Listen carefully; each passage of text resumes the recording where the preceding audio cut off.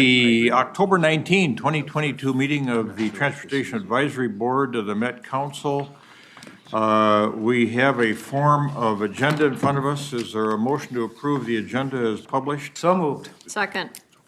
Motion second. Did you get the maker and the seconder? To approve the agenda as published. Any further discussion? All those in favor of adoption of the agenda as published, say aye. Aye. Opposed? Carried. Do we have anybody here from the public that wishes to address the Transportation Advisory Board on a matter that's of concern to them? Okay. I don't hear anything. I don't see anybody coming forward. So we'll move on to the minutes of the September 21, 2022 meeting. Is there any change or addition to those minutes? Otherwise, I'll entertain a motion to approve the minutes. Second. Anderson moves approval. Seconder was Gotell. Commissioner Gotell. All right, we got a motion and a second to approve the September 21, 2022 Transportation Advisory Board minutes. Any further discussion? All those in favor of the motion as stated, say aye. Aye. Opposed? Carried. And now we are on to the consent portion of the agenda, and I think it would be helpful for our TAC chair, John Solberg, to just run through those quickly as opposed to just taking them on in a single motion and voting on them without a little bit of backgrounding. So John's going to walk us through those in case anybody has any connections. Thank you, Mr. Chair. So ever so quickly, the first action transmittal in the consent agenda 22-40 is an amendment to the 23 to 26 TIP to add a bridge to the Dakota County, Minnesota River Greenway project. And for information for the group, really what this is the county has a bridge that currently would be funded through their local funds that they would add to what was originally selected trail project. That being said, the question is, well, why would they add a local project to a federal project? The county has submitted for grade separation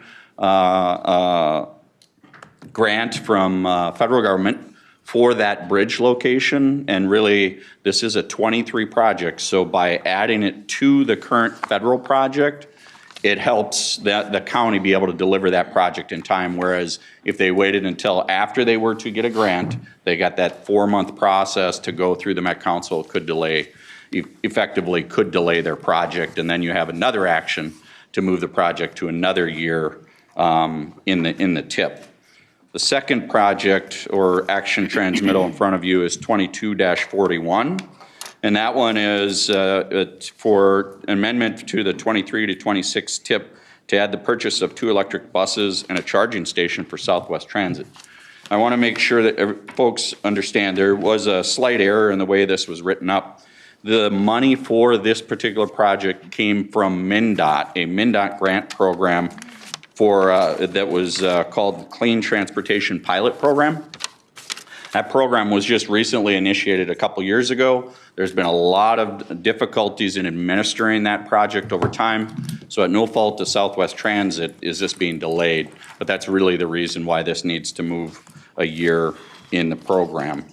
And then finally, the last action transmittal in front of you, 22-42, again, an amendment to the 23 to 26 TIP to add the purchase of 8 electric buses for Metro Transit. And again, this one is a new solicitation where Metro Transit was able to receive funds to purchase those buses through the federal low and no emissions vehicle program. Unfortunately, the timing was such that when that was announced and by the time it came to council, it was too late to add into the current TIP. So now it's being amended or would be amended into the TIP as it's passed. And that's the 3 projects in the consent agenda, Mr. Chair, if there's any questions. Any questions from members with regard to 2022 40, 41, or 42? All right, Commissioner. Well, just real briefly, Mr. Chair, the need for the bridge is because a rail line would not give us right away, if that sounds familiar to anybody else. So more than doubling the cost of the project and requiring a pedestrian bridge. When we found out the why in the Right. committee, we were well understanding of why you were doing this, planning the way you were doing. So congratulations on your foresight. So is there a motion to adopt the items on the consent agenda in a single motion? So moved. Cattell moves. Who's the seconder? Second. Okay. Lewis, Member Lewis. All right. Any further discussion? All those in favor of adoption of the items on the consent agenda in a single motion, say aye. Aye. Opposed? Carried. All right, we've got what we call informational items. I would not say that the third one is an informational item. That's where we're going to spend most of our time today. So get out your Saturday New York Times crossword puzzle in anticipation that we'll go through those first two things, or the mathler, if you do that, when we get to that item on the informational portion of the agenda. But first, we're going to talk about a project that MnDOT and Anoka County are doing together. It's a small business ADA initiative, and we've got. Mr. Chair, I have thank you. Member Are we Foster. not- Thank you. Are we not doing the agency reports? Oh, thank you for that. Thank you. Thanks. All right, I should back up here. Let's do those reports. I jumped right by them. So do the chair's report. I'm not going to report out on anything from the exec committee other than we had a great conversation around this polling notion. And instead of voting today, we'll be polling today to try to reduce the number of scenarios that we have to deal with in November, where we'll still go through that normal process of potentially amending things and shifting things and then putting that geographic balance lens over it at the end of the period. But a lot of interesting discussion there, and we're going to certainly help or hope that we'll have that same sort of stimulating conversation here on that one, that item number 3 in the informational portion of the agenda. I'm sure we will. So that's it for me, other than noting that Bill Drosty, Mayor of Rosemont, Jeff Weisenell will be the replacement for Member Hanson, who's taking on a new role for Suburban Transit, and then Jeff Weisensell will be coming in from Rosemont to represent Rosemont. So we'll have him with us at the next meeting. And Mayor, thanks for being with us today. Agency reports then, MnDOT, Mike Barnes, Member Barnes. Mr. Chair, I have nothing to update at this point unless there's questions. Mayor Winchell, do you want to report out for MnDOT and your experience with them today? MnDOT is tremendous. Not what he said earlier. MnDOT was patching 494 and had 2 lanes closed, and it was, I don't know, hour and 40 minutes to get here, so it was a challenge. But I still love MnDOT. Where are you, John? He's right behind you. Yeah, he's right behind. Yeah, you better love him. He's right behind you. Member Barnes did tell Mayor Winchell in the exec committee meeting that they have a citizen misery index that they look at every morning and where they can, where they can really create trouble for people. And the mayor experienced that today. All right, MPCA, Member Bewin. Mr. Chair, I didn't have anything for the pollution control agency either. Okay. I was part of a group on Monday where your organization was there, along with Commerce and some others, on a roundtable with respect to some of the federal funds that are coming down either through the Infrastructure Act or the Inflation Reduction Act and then the CHIPS Act. So got a chance to meet a couple of your colleagues, and that was a good participating roundtable on how the states and the counties and the cities are going to be able to work together to try to advantage Minnesota on some of these grants that will require some kind of a match. So all of us should be thinking about that. And then I think Mary Liz Holberg will help us devise a legislative strategy on how we get the money to put aside for some of these grant funds or matching funds that we'll need to do some of these projects. Anyway, on to is Carl, Member Crimmins is here. Update from the MAC. Thank you, Mr. Chair. I have a few things. A couple weeks ago, we were awarded from J.D. Power and Associates the #1 airport in the mega airport category. So that was quite welcome, please. That came when we had ACI North America here for their annual conference. The other thing is, this is as everybody knows, this is MEA week. And tomorrow, we're expecting 40,000 people to go through security. And it's still 15% below the 2019 level. But it's quite 36 to 40,000 passengers are expected to go through security tomorrow for MEA weekend. And we're stressing that if people want to travel, they should try to get on the MAC website and pre-book your parking. It's a reduced price. I think it's like $7 a day cheaper, and then you're guaranteed a spot in the parking ramp. So they recommend that. And on October 5th, Delta opened up their international route to Seoul, South Korea. And from there, in South Korea, the airport goes to 130 different destinations. So it's usually a major place for people to travel in the Orient. And Haneda, which is near Tokyo, really close to Tokyo, that's going to open up with Delta on March of '23. And then the other thing is, we had Expo 2027 panelists in town. Funny thing is, America calls it the World's Fair. Every other country calls it an expo. So Expo 2027, they wanted to see the airport to make sure they could handle the additional capacity. And they said there was no problem, that the airport and the panelists agreed there was no problem. They think by the end of this week or early next week, we'll find out if Minnesota is going to be one of the finalists. They have 130 countries trying to win the expo, and they're going to try to whittle it down so it'd be a lot easier voting. And they think by the end of this week, we'll know if Minnesota made it. They went from here, they went to the White House, they went to the State Department building, they had tourists, they got assurances from the federal government that they're 100% behind Minnesota's application for this expo. And I got J.D. Power, this and that, and that's about it we have, Mr. Chair.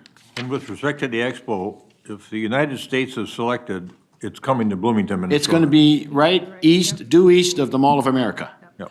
The city of Bloomington purchased that land, I think it's 35 acres, just due east across the street from the Mall of America, and that's where it's going to be.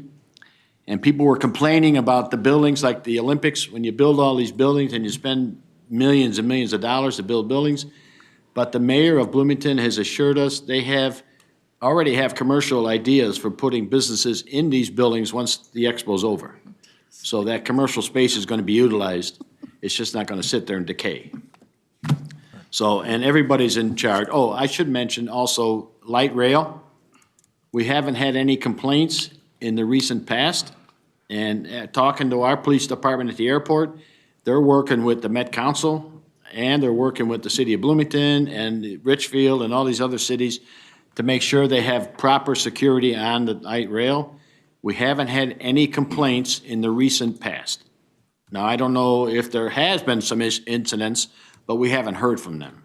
So we brought it up at the commission meeting, and the chief of police was there, and he said, as of today, things seem to have smoothed out with extra manning on the rail trains. So that's all I have today, unless there's some questions. Thank you, Member Crimmins. Did Member Crimmins' report cause anybody to ask Member Crimmins any questions? Any members? All right, thanks for that. And then Deb Barber, Met Council. Member Barber, your report, please. Sure, thank you, Mr. Chair. A couple of things. A bunch of us came from a great event this morning. It was the groundbreaking for the Gold Line. So Commissioner Steele, Karwowski, and also Mary Jane Stevens. I know there are several of us. I know my feet haven't completely thawed out yet. But it was a great event. I mean, I think it really shows what we can do when we come together with partnership across different levels of government and different agencies. And just the large support that was out there for the event today was really quite impressive. Another one that's going to be opening is the D-Line. We're going to have an event for the opening of the D-Line on December 3rd, and we will make sure that we get that information out to all of you. So hopefully we won't have quite as cold of a morning, but it still should be a great event. So I'm very excited for that. And then for Metro Transit, I wanted to report on some of our ridership numbers because obviously it's something we talk about a lot. So right now, our monthly ridership reached its highest point in 2.5 years. More than 3.8 million rides were provided in September, the highest monthly total since February 2020 when the COVID-19 pandemic began. Ridership increased on all modes every month this year and is up about 15% compared to the same time last year. Through the end of September, nearly 28.7 million rides have been provided. Fall ridership has been boosted in part by the introduction of the Universal Transit Pass. University of Minnesota students can now use their student IDs as transit passes and are tagging 9,000 to 11,000 times each weekday. Ridership among U of M students has doubled on weekends compared to last year. We do have, still have a decrease in our local bus ridership of about 1/3, and light rail is down 1/2. We have a different story for our ABRT lines. This is, to me, quite exciting because I know this group has been very supportive of the ABRT lines, but our BRT ridership has reached our pre-pandemic levels starting in September.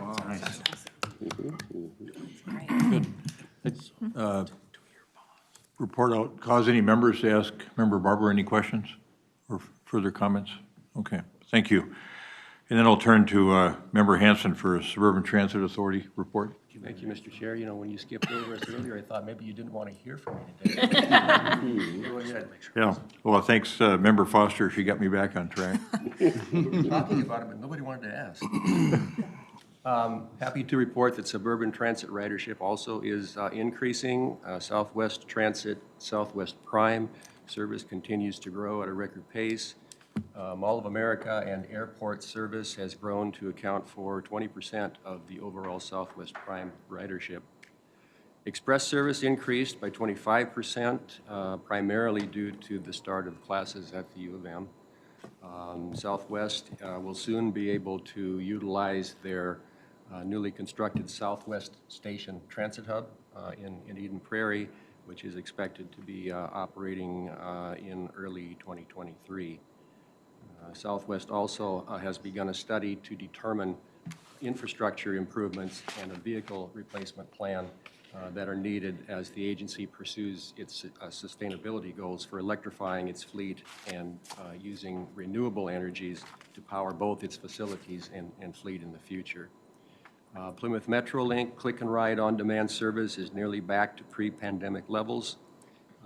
They were awarded $15 million in DOT raise funds for Station 73 Transit and Regional Improvement Project to modernize their transit station, improving safety and mobility to roadways surrounding the station, and improve efficiency of operations by adding some inline bus platforms.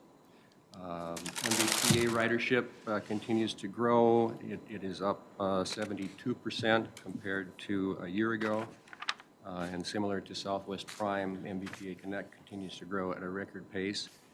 A challenge is that MVT is seeing some unmet demand for service and is constrained by vehicle availability. So that'll be something that will need to be addressed in the future.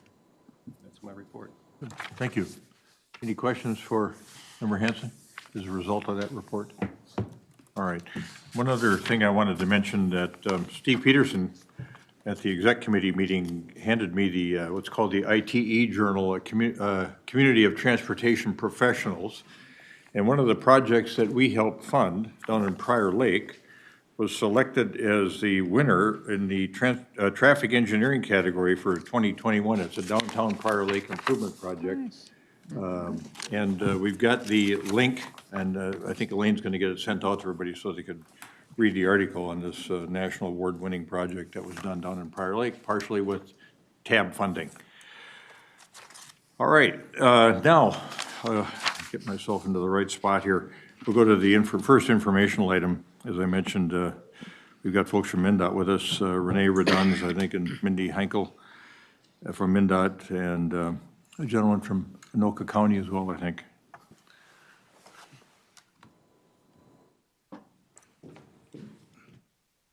And if you would introduce yourselves when you come up, we'll talk about, we're eager to hear about the small business initiative partnership that you had with Anoka County, and then I'm going to ask Commissioner Look for his comments after the fact. Sure. Good afternoon. Thank you. Thank you, Chair, and TAB council members and other guests for having us here today to talk about our unique pilot opportunity with Anoka County. And I'm Renee Reduns, and I'm the Director of the Advancing Equity Office at MnDOT. I'm joined by Mindy Heinkel, who is our Program Supervisor, and Brandon Olvanes. Jerry was out with COVID at the household, so couldn't make it today, but Brandon worked closely with us during this project. We'll be able to speak to it. So the mission of the Advancing Equity Office at MnDOT is to advance equity through procurement and contracting with small underutilized businesses. So starting in 2020, after you all approved this pilot program with MnDOT, you defederalized the project, our offices started collaborating together to increase small businesses' participation in Anoka County to perform small ADA improvement projects on the county highway system. And so we recently completed a 3-year pilot with Anoka County, and we're here today to give you an update on that, share some of the results from the partnership, what we learned, and discuss next steps. So, advance that. So I'm going to give a quick overview of our MnDOT Small Business Opportunity Program before talking about the pilot with Anoka County, just to give you some background. So MnDOT's Americans with Disabilities Act transition plan and inventory that was completed indicates that roughly 70% of pedestrian infrastructure, ramps, signals, and crosswalks do not meet ADA accessibility standards. So while there were large contractors experienced with MnDOT's construction requirements and specifications prior to piloting this program, just 2 targeted group businesses, or TGBs, which is a state certification program, and DBEs, or the Disadvantaged Business Enterprise, which is the federally certified program, had the capacity sufficient to work on these construction projects and work as a prime or a subcontractor, working on ADA construction work. And there were no TGBs or DBEs that were at the capacity sufficient to do ADA improvements.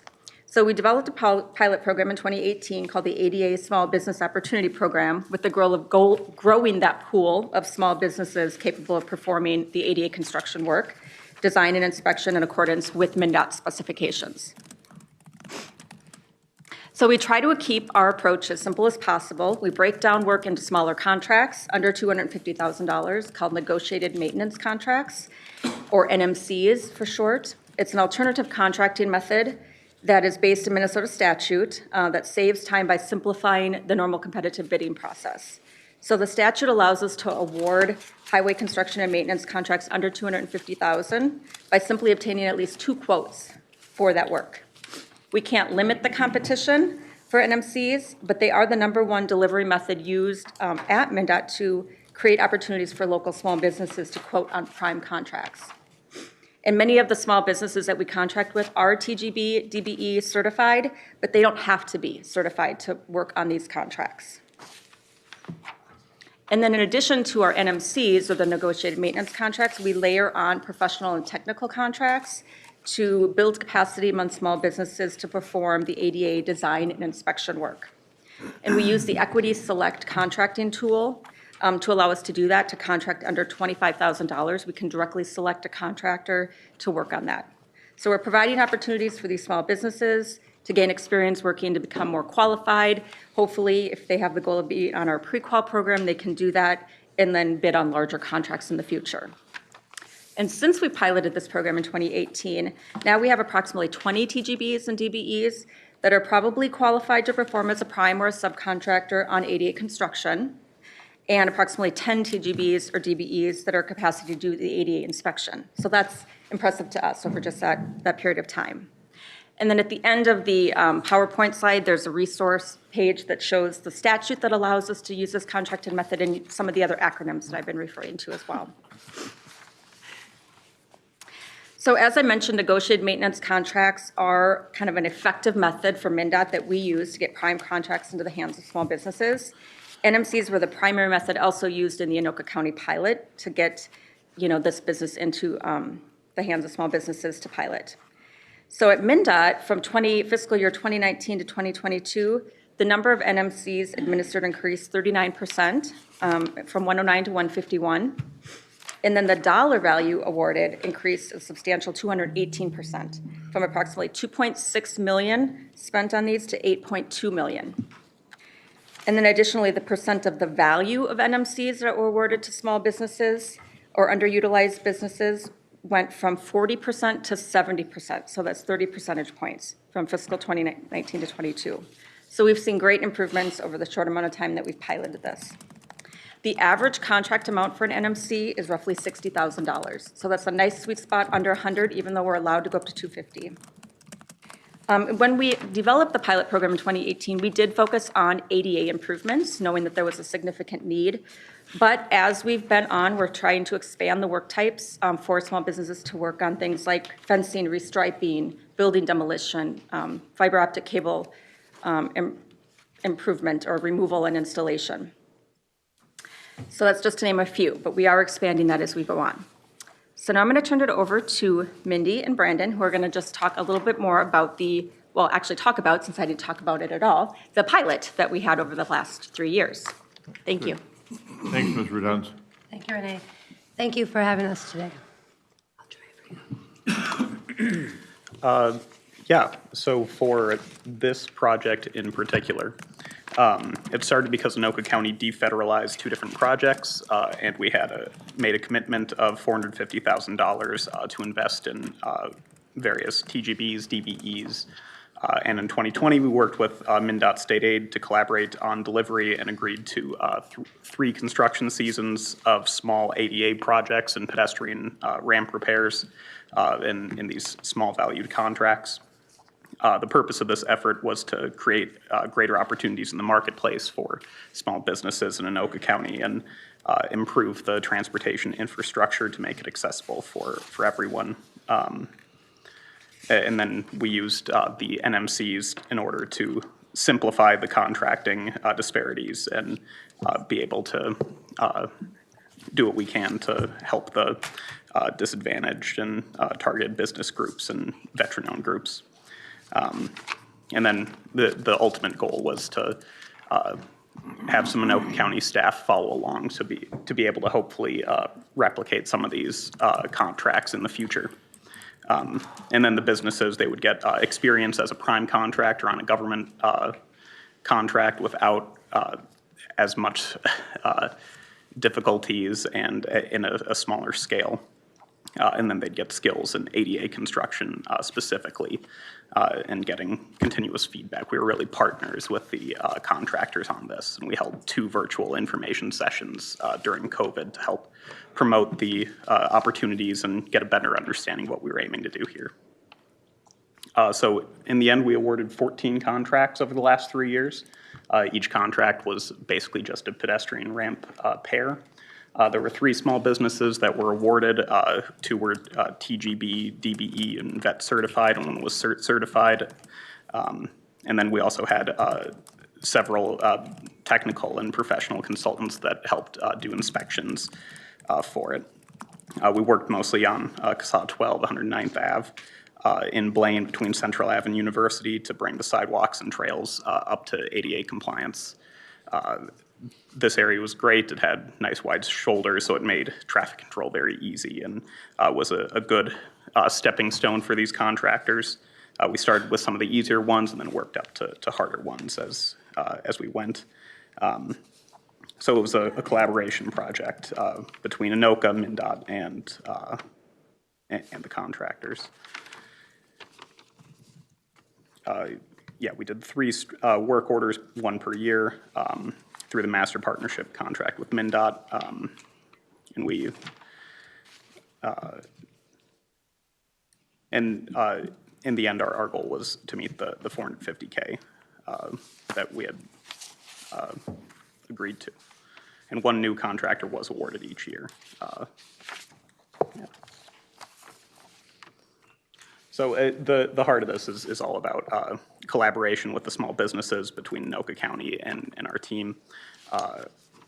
We really worked because we wanted to see these contractors succeed in order to have a good product and help build the base to hopefully allow them to feel more confident to bid for other government contracts in the future.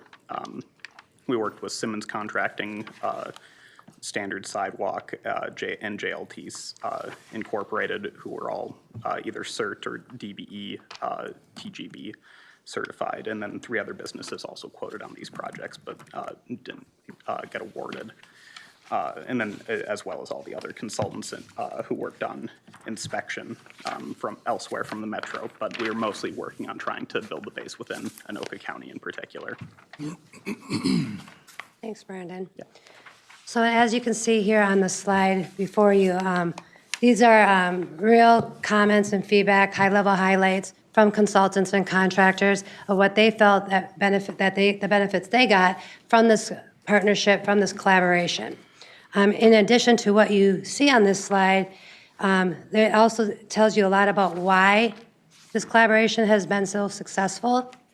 But what you don't see is that small businesses also benefit and learn about, how each government contract can be unique. They learned about things such as terms and conditions, understanding what prevailing wages, Indian employment, special provisions, the importance of scheduling, negotiating, communication with the whole project team other than just their crews, and what that takes and what that means. They learn about other things like audit and compliance, that's not something to be discouraged by, that it's a part of our process and it's something that they don't have to fear.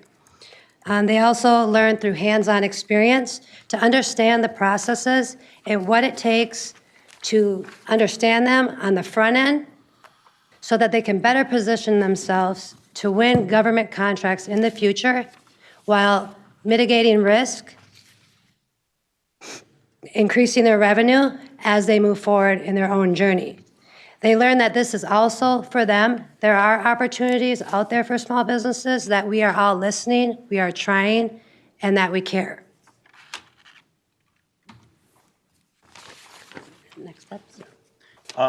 So in the future, now that Anoka County is working to finish our commitment for the $450,000 that we had from defederalizing, we're working on exploring how we can use these NMCs and small business targeted contracts in other ways, specifically with these other different kinds of work that need minimal specialized equipment and that are easy to try to get some contractors involved into government projects on a more manageable scale. We're really interested in noise wall painting, see if we can get some house painters in order to expand that pool and get some work done that way, as well as vegetation control, or herbicide spraying, cleanup.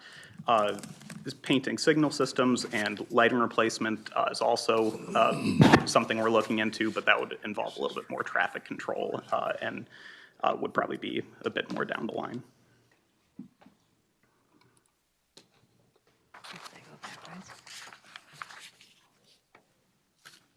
Okay, it's just like due to time and whatever, I just like to share a couple key items that we felt that we learned that are key to successful partnerships, especially when contracting with small businesses. One, as you may have heard earlier on, is keeping those contracting values low, less than 100,000, especially to those with fewer assets or maybe the capabilities that larger companies have when it comes to insurance or bonding. Really being intentional about increasing the likelihood that small businesses compete against other like-sized businesses. Looking for opportunities to unbundle work, whether you're unbundling and extracting them or creating standalone projects with those work types that small businesses are capable to perform. And focus on simple work types where there's relatively high labor content and low capital. And this also helps remove additional barriers. And always try to look for opportunities where you can simplify contracting processes, removing additional barriers or the forms or the documents so that the first time or two that they look at them, it's really easy to understand and they know what's expected of them. I've learned firsthand too that it's really important that you really take the time and go the extra mile to seek out other small businesses, not just the ones in the directories, but those that are in the fields or in the marketplace that have transferable skills. Encourage them to become certified if they meet those requirements, and that takes going the extra mile as well. And really providing that hands-on support, not just in the field, but also behind the scenes. Remaining flexible and open-minded. And taking the time to really pay attention to tracking and analyzing your results, not just for identifying gaps, but the progress as well. And if I learned anything through this adventure and many others, it's not a one and done. And we just need to continue to encourage them to keep moving forward and keep trying and keeping small businesses at the forefront as we're planning and making our business decisions, and really making a conscious effort to try to embed that into our day-to-day work in how we do business every day as we work towards, advancing equity, increasing those contracting pools for the future so that small businesses can compete, maintain, and sustain and be successful, not just in highway heavy, but in the transportation industry in general. I want to thank you all for your time. And as Renee mentioned, on the slide, you'll see a few links to our websites and some of the laws that we operate under and some of the common acronyms that we use through this collaboration and other small business contracting approaches. Thank you. Thank you. Thanks, folks. Mr. Dunst, can you come back up? I was just wondering, and maybe the Anoka County folks as well, or Ms. Henkel, just wondering how this program can be sustained. With you said Anoka this- County or with? Yeah, by county or just through MnDOT. I mean, are you going to have a constant source of funding to work with counties on programs like this? Because it seems tremendously valuable. It does, yeah. We have Ramsey County in kind of the next layer here, listening in hopefully today, interested in partnering with us as well. Again, they have to kind of bring some of the funding with us, and we can shadow and work with them on the process so they can learn it.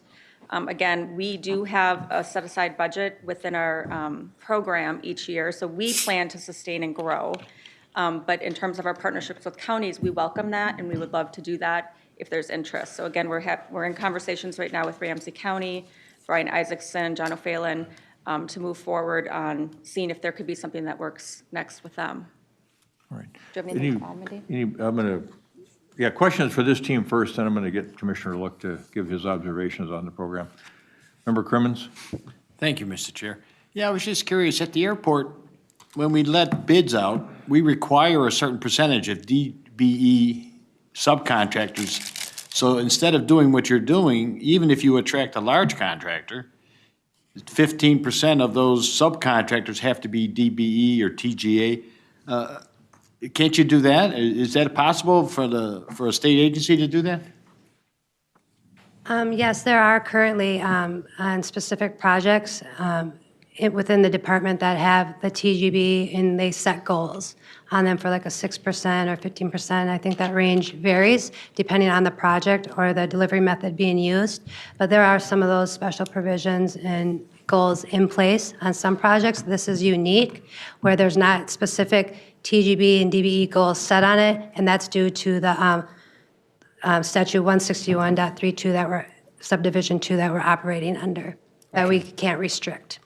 Right, and this program allows us to work with those that are not certified and also work as a prime. So a lot of times when they're working on federal projects that are very large, they're always primarily working as subcontractors. So this gives them the prime experience that they want, and it meets, gaps and things that we have at the agency, specifically around ADA, but we can expand. We're looking to expand those work types as well.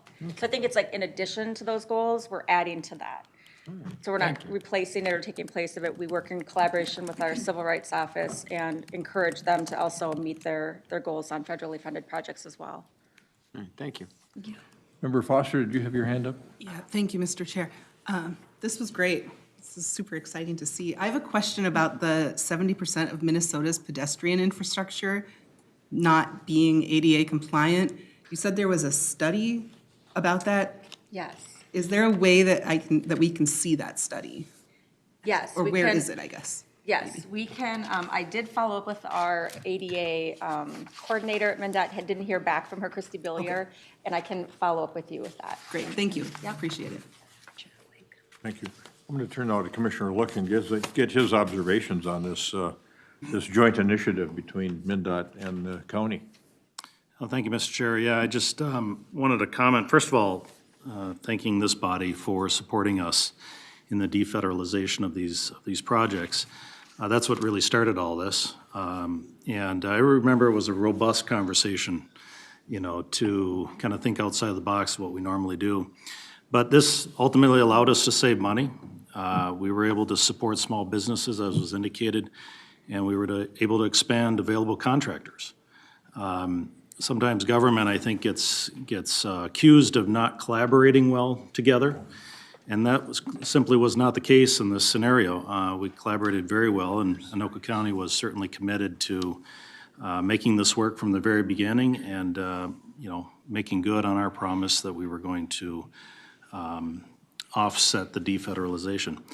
I think what we didn't know when we got into this was that we were going to see an eventual constraint or a reduction in the available contractors that were out there. What I mean by that is we've seen kind of an influx of new monies, whether it's federal or state or wheelage tax or whatever the case is, where counties and cities have had more dollars available to them, and so they initiate more projects, but contractors aren't born every day. There is only so many contractors and there's only so much capacity, and so what we've found is that when a contractor has more bids than they can handle, they start throwing high prices. If that sticks, great, we'll make a lot more money on this deal. And so although there's more revenue, there isn't necessarily more projects getting done efficiently, or what you used to in the past. And so that increase in demand for contractors led to an increase in price, essentially. So you threw more money at it, but you weren't getting as good a pricing. But ultimately, this was a win for ADA in upgrading these areas, these intersections. And it serves a vulnerable population. That's a win.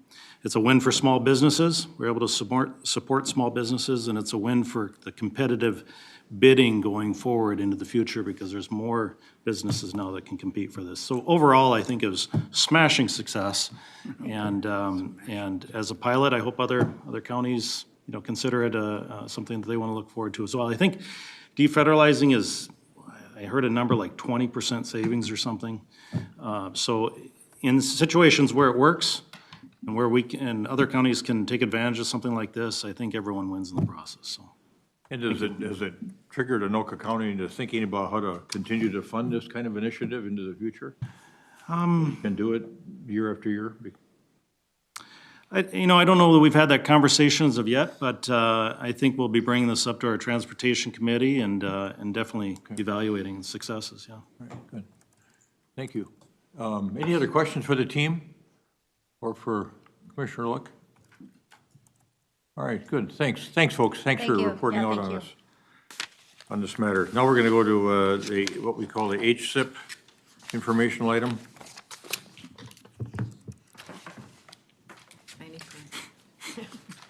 Thank you, Mr. Chair.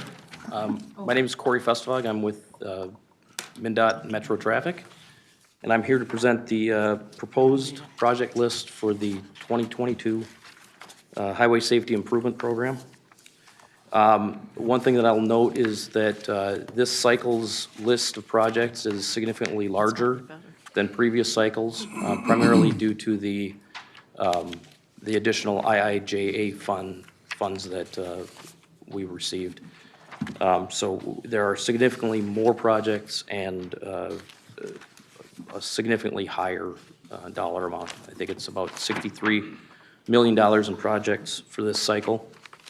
That funding roughly broke down to about 22% for MnDOT, 57% for counties, and 21% for cities. Let's see here. We awarded both, the proposed list includes both reactive projects and proactive projects. And that's roughly a 60% proactive and 40% reactive. And I guess pending questions, I can leave it there. All right. Could you describe some of the types of projects that you were able to fund? There are numerous roundabout projects. There are projects that include road diets, 4 to 3 lane conversions. There's a significant number of projects involving bump outs and signal improvements in some of the urban areas. There's just a good variety of projects. A lot of them there's a particular scoring part that includes bike and ped, so there are numerous projects that include bike and ped components as well, so. All right, you might describe for some of our newer members the basic function or purpose of the Highway Safety Improvement Program. The Highway Safety Improvement Program, the main goal is we're focused on lower cost, higher benefit transportation projects. You know, it primarily, we're looking to improve safety of the roadways. Yeah, in this case, you know, some of it goes to trunk highways, but, you know, it is also open to county and city projects. And when would be the next opportunity for counties and cities to be able to apply for HSIP funds? The HSIP program is on a 2-year cycle currently. There have been some years in the past where proactive and reactive have gone in year cycles back and forth, but for the last few cycles, it's been both proactive and reactive projects in a 2-year cycle. So the next time that they'll be able to submit projects will probably be around the June timeframe of 2024. All right, very good. You know, sometime it would be good to have you back from MnDOT and talk a little bit about the safety improvements that you've seen, the data impacts, you know, is there? Sure. You know, And lower I number do of believe- fatalities or injuries, things Sure. of that nature. And I think there was, previously, I think there have been some before and after studies regarding. If you've got some that you've prepared, if you could send them to Elaine, I think many of our members would like to see that data. Okay, I think Elaine, you're aware of that data. All right, good. Thanks for being with us. Any questions? That trigger any questions? Yes, Commissioner? Thank you, Mr. Chair. First of all, I just want to say that the county really supports this and there's dollars going toward all these great safety projects. So first of all, thank you. You know, as we're looking at going towards 0 deaths, these solicitations are very critical in making a lot of progress on the TZD. And we hope that the level of funding, you know, continues for the future because we think that that's very necessary. As do we. I also want to say that, you know, we support all these arterial BRT, but we really would like to see a number of these applications were submitted for funding, you know, with scoped elements, that planned projects. The county staff and the county board would really like to see, though, that the Metropolitan Council fully scope and budget these. And to the particular point of this, I made this at the point at the last meeting too, on these necessary improvements. It's just what we spoke about, the ADA improvements throughout the entire corridor, which is more than just ramps. Sometimes it's also signals and such like that. And we need this to deliver successful projects to meet the needs of the users, because the users need ADA accessible places. And the funding, you know, that would help local cities and everyone is where you want to get to compliance. When you hear a number of 70% of Minnesota's infrastructure is not pedestrian compliant, if we don't start scoping this stuff, fully scoping these projects, we're missing out. We're missing a huge portion of this and some of the work that we could be doing on that. So I just wanted to point that out a second time since it came right back up here in this meeting. Thank you, Mr. Chair. Good point. All right, thank you. Thanks for being with us. Thank you. Thank you, Mr. Chair. Now we're going to get to the heart of the meeting. We're not going to do any voting today, but we decided as we, at a staff level and the exec committee level, that what would be really helpful as we move towards a November vote in trying to achieve consensus on how to spend these highway trust fund dollars that come down to us through this process called the regional solicitation, that we should be thinking about ways to assist all the technical people that are helping with the evaluations. And so we're going to do some polling questions today. Steve Peterson's going to lead us off on this effort, but we've got an extra $100 million to work with thanks to the IIJA. And as I mentioned in November, we're going to be able to discuss how we want to allocate these funds Our process is generally one where it's pretty free-flowing, and there may be amendments made.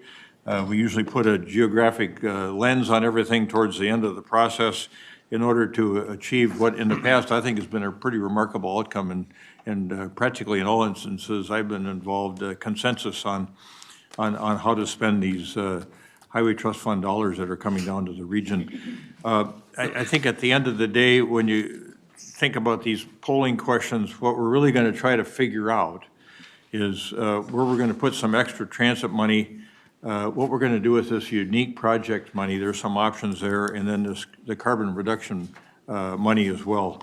And so I'm going to turn now back to Steve, who's going to lead us through his presentation, and then we'll get into the heart of the conversation and do this polling that we're talking about on 3 or 4 key areas. So, Steve, thank you. Mr. Thanks for Chair. being with us, and thanks in advance to you and all the staff for all of this intensive work that was done to make our task a little bit easier as we wrestle with all these different concepts. And I'll say at this point in time, let's not get down into the weeds too deep and talk about projects. Let's keep it at a policy level if at all possible, because I think that's the direction that the technical people want. What are the policy implementations that we want to make?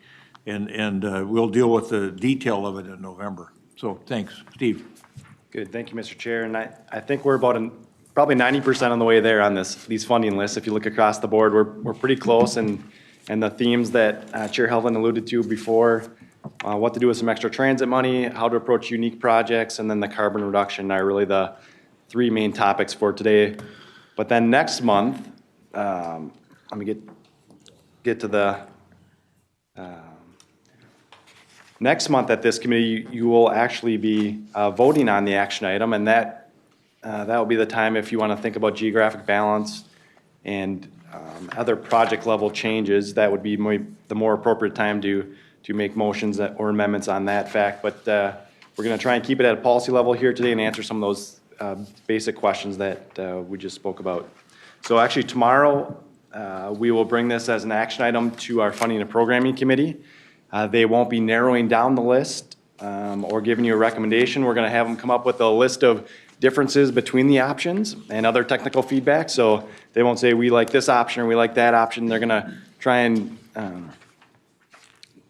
create some simplified differences or cheat sheet for you to use to say what's the difference between midpoint and bike ped, et cetera. So we've been quite busy since last time we came before you and wanted to go through a few of some of the feedback you've given us as well as other committees and what we did to those lists. And maybe to do that, I think the best way is I'm going to escape out of this and actually open up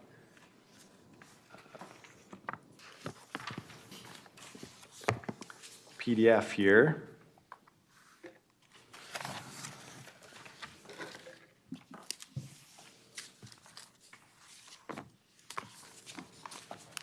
And there were extra copies, right, Jenna, of this if people want to get into it. So one thing we heard was clearly delineate where the funding lines would have been before IIJA, the federal funding bill, and after. So you can see on here, we have some thick black lines that show kind of what $200 million approximately would have got you versus now we've got $300 million. We also were asked to kind of clearly identify in different colors the different funding sources, because again, we have 2 new funding sources. One is the on-system bridges. We've shown that now in purple, and so that's on the second page right here.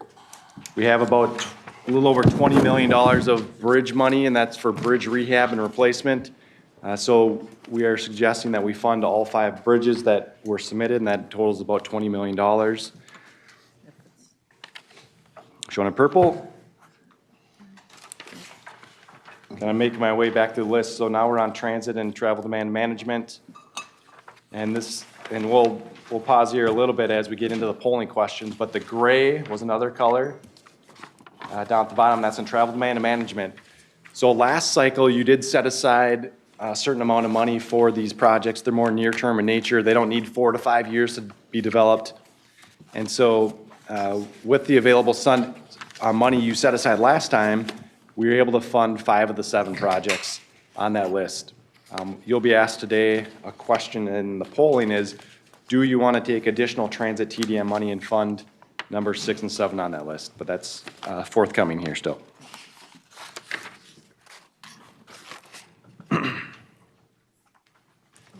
One of our, Commissioner Ramsey County Commissioner did ask us to note projects that did receive other federal competitive funding sources, so that is shown in the tables here, footnoted in the tables. That's another good tiebreaker thing to think about as you get down to those last funding decisions. And then lastly, carbon reduction. We have a few slides in the PowerPoint on this too, but we brought the tab, and then the next following Monday after that, we brought to our Transportation Committee a set of recommendations and asked you and them, what would you like to do with this new federal funding program called carbon reduction? It has fairly wide federal eligibility. You could use it on bike ped transit or a limited amount of kind of roadways, system management, ITS type projects and roadways. And what we heard from this group as well as from Transportation Committee is let's put it into bike ped. That's where we have a lot of projects that were applied for. And number 2, let's only use 2 years of the funding. So that would be 2023 and 2024, $8 million a year, total $16 million. Let's only put 2 years of money in because the money's available and the years are coming quickly, so you need a little bit of time to develop those projects. But at the same time, MnDOT and all state DOTs are asked to do a carbon reduction strategy within 2 years of IIJA being signed. So by November of next year, 2023, MnDOT, working with its partners, will need to have a carbon reduction strategy. So we've got that effort. The council's doing a multimodal greenhouse gas measures consultant study that is just starting, as well as a few others. So we think the planning will have a chance to catch up, and we can, at that time, have a good discussion on what the best use of those funds are. So the money's still there, about $8 million per year, starting in 25, 26, 27, 28, et cetera. That's still, we still have that money that goes to the MPO, but we're just gonna wait until the state's plan in particular is completed. So with that $16 million, we've proposed to you 2 approaches, and maybe I'll start out with, when you see this next month, you'll see 2 separate action items. Action item number 1, do you want the midpoint funding scenario, which is the blue, or do you want the orange, the bike ped heavy scenario? The midpoint follows those traditional modal midpoints, the modal funding ranges that you put in the application. The bike ped, or the orange, shifts about $16 or $17 million to bicycle pedestrian area. Some of that, about 10 or 11 million, come from roadways, and the remainder, about 5 million, coming from the transit modal area. So those are the 2 kind of base options that we're presenting to you. So you'll tell us either blue or orange, and then make any other kind of small changes to the project list. So that's the first action item. Action item number 2 is, what do you want to do with carbon reduction? So that'll be a separate decision. And once we're down to either blue or orange, then we have kind of 2, I guess, general themes or add-on options that we're gonna, that we've completed or put together so far. One, we're showing as option 1. So if you look at the kind of the first column here and the first column here, in both of the remaining funding scenarios, that is focusing on getting down the multi-use trail list. And again, multi-use trails, those are bigger trail projects. The maximum award is $5.5 million, and you can see you've got a lot of really large projects, and just the money doesn't go as far, because the maximum is higher. In option 1, we're putting as much of that money towards the multi-use trail list to go kind of as far as we can down it. So because they're about $4 or $5 million each, you get 3 more projects. So that's option 1. Option 2 would be kind of the second and the fourth column. And that is to focus more on the pedestrian and safe routes to school. Again, the pedestrian maximum award is $2 million, safe routes to school is $1 million. So here you get more projects, and in terms of a number of projects, but not as many big projects. And you don't get to kind of go further down that big 49 application list. So two different approaches, and we can have a a good, healthy debate on what you want to do, and then we'll select one of the two for how you want to spend that final $16 million.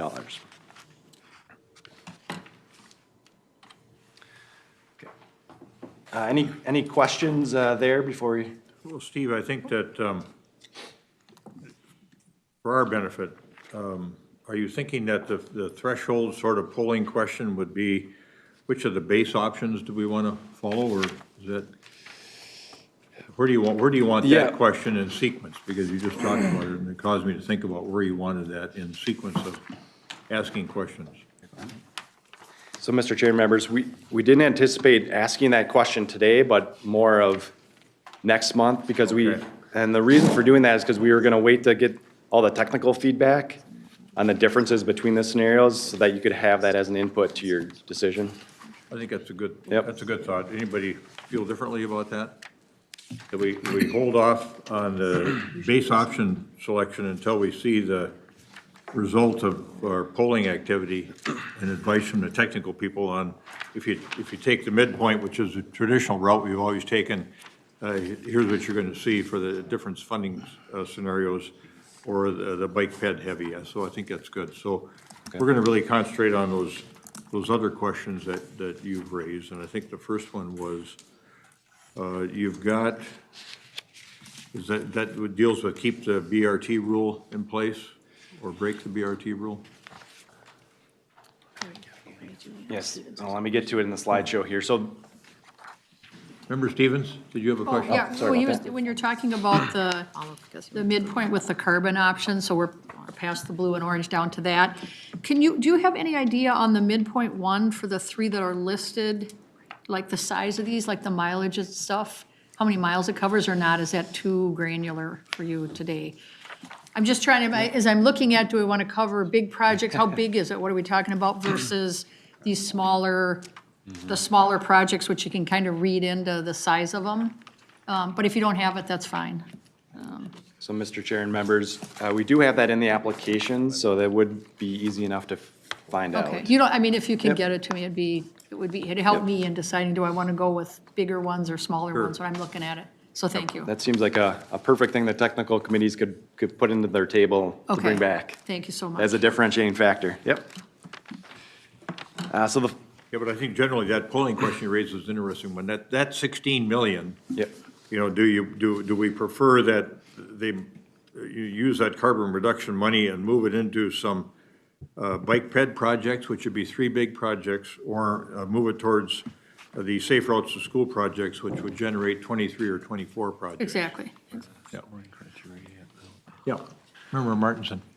Thank you, Chair Hobelin. So I've got a question about, these large multi-use trail projects for biking.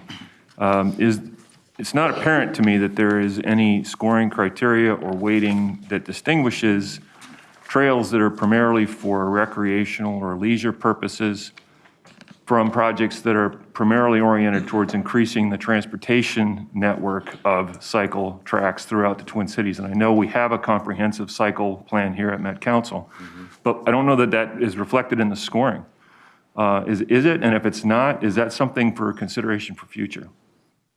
Thanks. So, yeah, thank you, Mr. Chair and members. So, for instance, in the multi-use trail list, the biggest scoring criteria is if it's on the RBTN, Regional Bicycle Transportation Network, which is supposed to be transportation oriented. So that is worth 200 points out of 1,100. Okay. So that, and it usually drives if you're on or off the list, whether you're on that network. Okay. As you say, it is difficult to discern sometimes recreational use from transportation use, but that is a qualifying factor that we look at. And if you had a trail around a lake, for instance, we've disqualified a few like that were more recreational. But for the most part, it's tough for us to disqualify someone for that. So, Elaine, you have a comment as well, I think. I was actually going to say what Steve did say. TAB has approved that the trail projects should be a transportation purpose, and that's one of the qualifying criteria. Yep, thank you. So we have this first set of questions, and it's on the next 3 slides. Let me just maybe introduce it so you see what's coming before you are sequential in nature. And it's going to zero in on that transit page in the tables. I'll get to it myself. I'm going to try and, again, keep this at policy level, but it's tough to kind of fully understand what we're talking about without looking at the tables a little bit. So one of the rules that TAB has put forth now for 2 cycles is that no more than $32 million of projects can be funded for BRT type projects. 25 of that would be covered under the ABRT. So again, Metro Transit put a request in for the G line, which is Rice and Robert Street for $25 million. So that leaves $7 million in the transit expansion and transit modernization categories. We do have given the increase of funding, we get to the end of those transit lists and we have to ask the question, do we follow the rule as established, or are we flexible on that rule and want to kind of fully fund out the transit list, at least in the midpoint scenario? So we do have enough money, at least in midpoint, to fully fund the transit list, but we'd have to acknowledge that we'd have to be flexible on this rule as stated here. The TAC committee was asked this question, and they said people made decisions when they applied that they applied either in some of the transit categories or in bicycle pedestrian. There was kind of a flex project that was could have been applied in either, and they went away from the transit area because of this rule. So they made decisions based on this rule and applied elsewhere because they thought this rule was limiting their project's chances. So their preference at the TAC level would be to look into this rule further next round, which we're starting the next application, December, January. We're already thinking about the next cycle, 2024, to fix it. So that's the question, and I'll show you how it lays out in the table here. But that's the question: kind of fully invest in transit or not? And then question 2: if you say keep the rule as TAC is suggesting, do you want to keep that money in transit TDM and fund those last 2 TDM projects? And we'll show you what those are. That's worth $900,000. And then question 3, this is sequencing here, is with whatever money is available, what would you like to do with it? The TAC is saying we should shift that money to bicycle pedestrian because of the number of projects submitted there.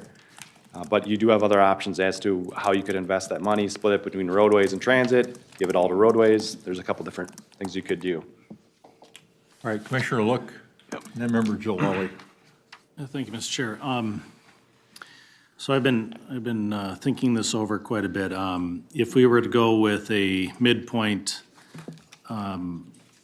scenario in which transit is fully funded, I think we need to look at this rule from the standpoint that right now there's some uncertainty as far as some of the BRT lines that are out there and why they're not successful. Red Line in particular and others that just don't have the ridership. And so I kind of look at the $25 million set aside as something that was maybe valuable in the past, but perhaps not as valuable today. And what would it look like then if we were to try and reallocate those dollars? And I kind of came up with the thought that, I think we do need to fully fund our safe routes to school. I don't think it should be an option as to whether our kids are less than safe trying to get to school. I mean, it's unreasonable. So we would be able to use, that $25 million set aside as a funding source for that safe route to school. I think it's reasonable then to allocate the remaining dollars to every category.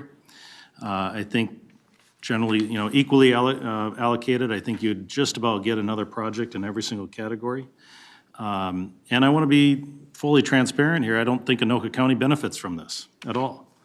But I think it would be reasonable to pause this for this solicitation cycle and not for the next one, but for this one, and to reallocate those dollars and again, take care of a big one, I think, such as the Safe Routes to School. One project I know, I don't live in Carver County, I'm not a commissioner in Carver County, but Carver County has a project there, I think on 5 that goes past the Arboretum, which if anyone's ever driven that, they know exactly what we're talking about. There's problems.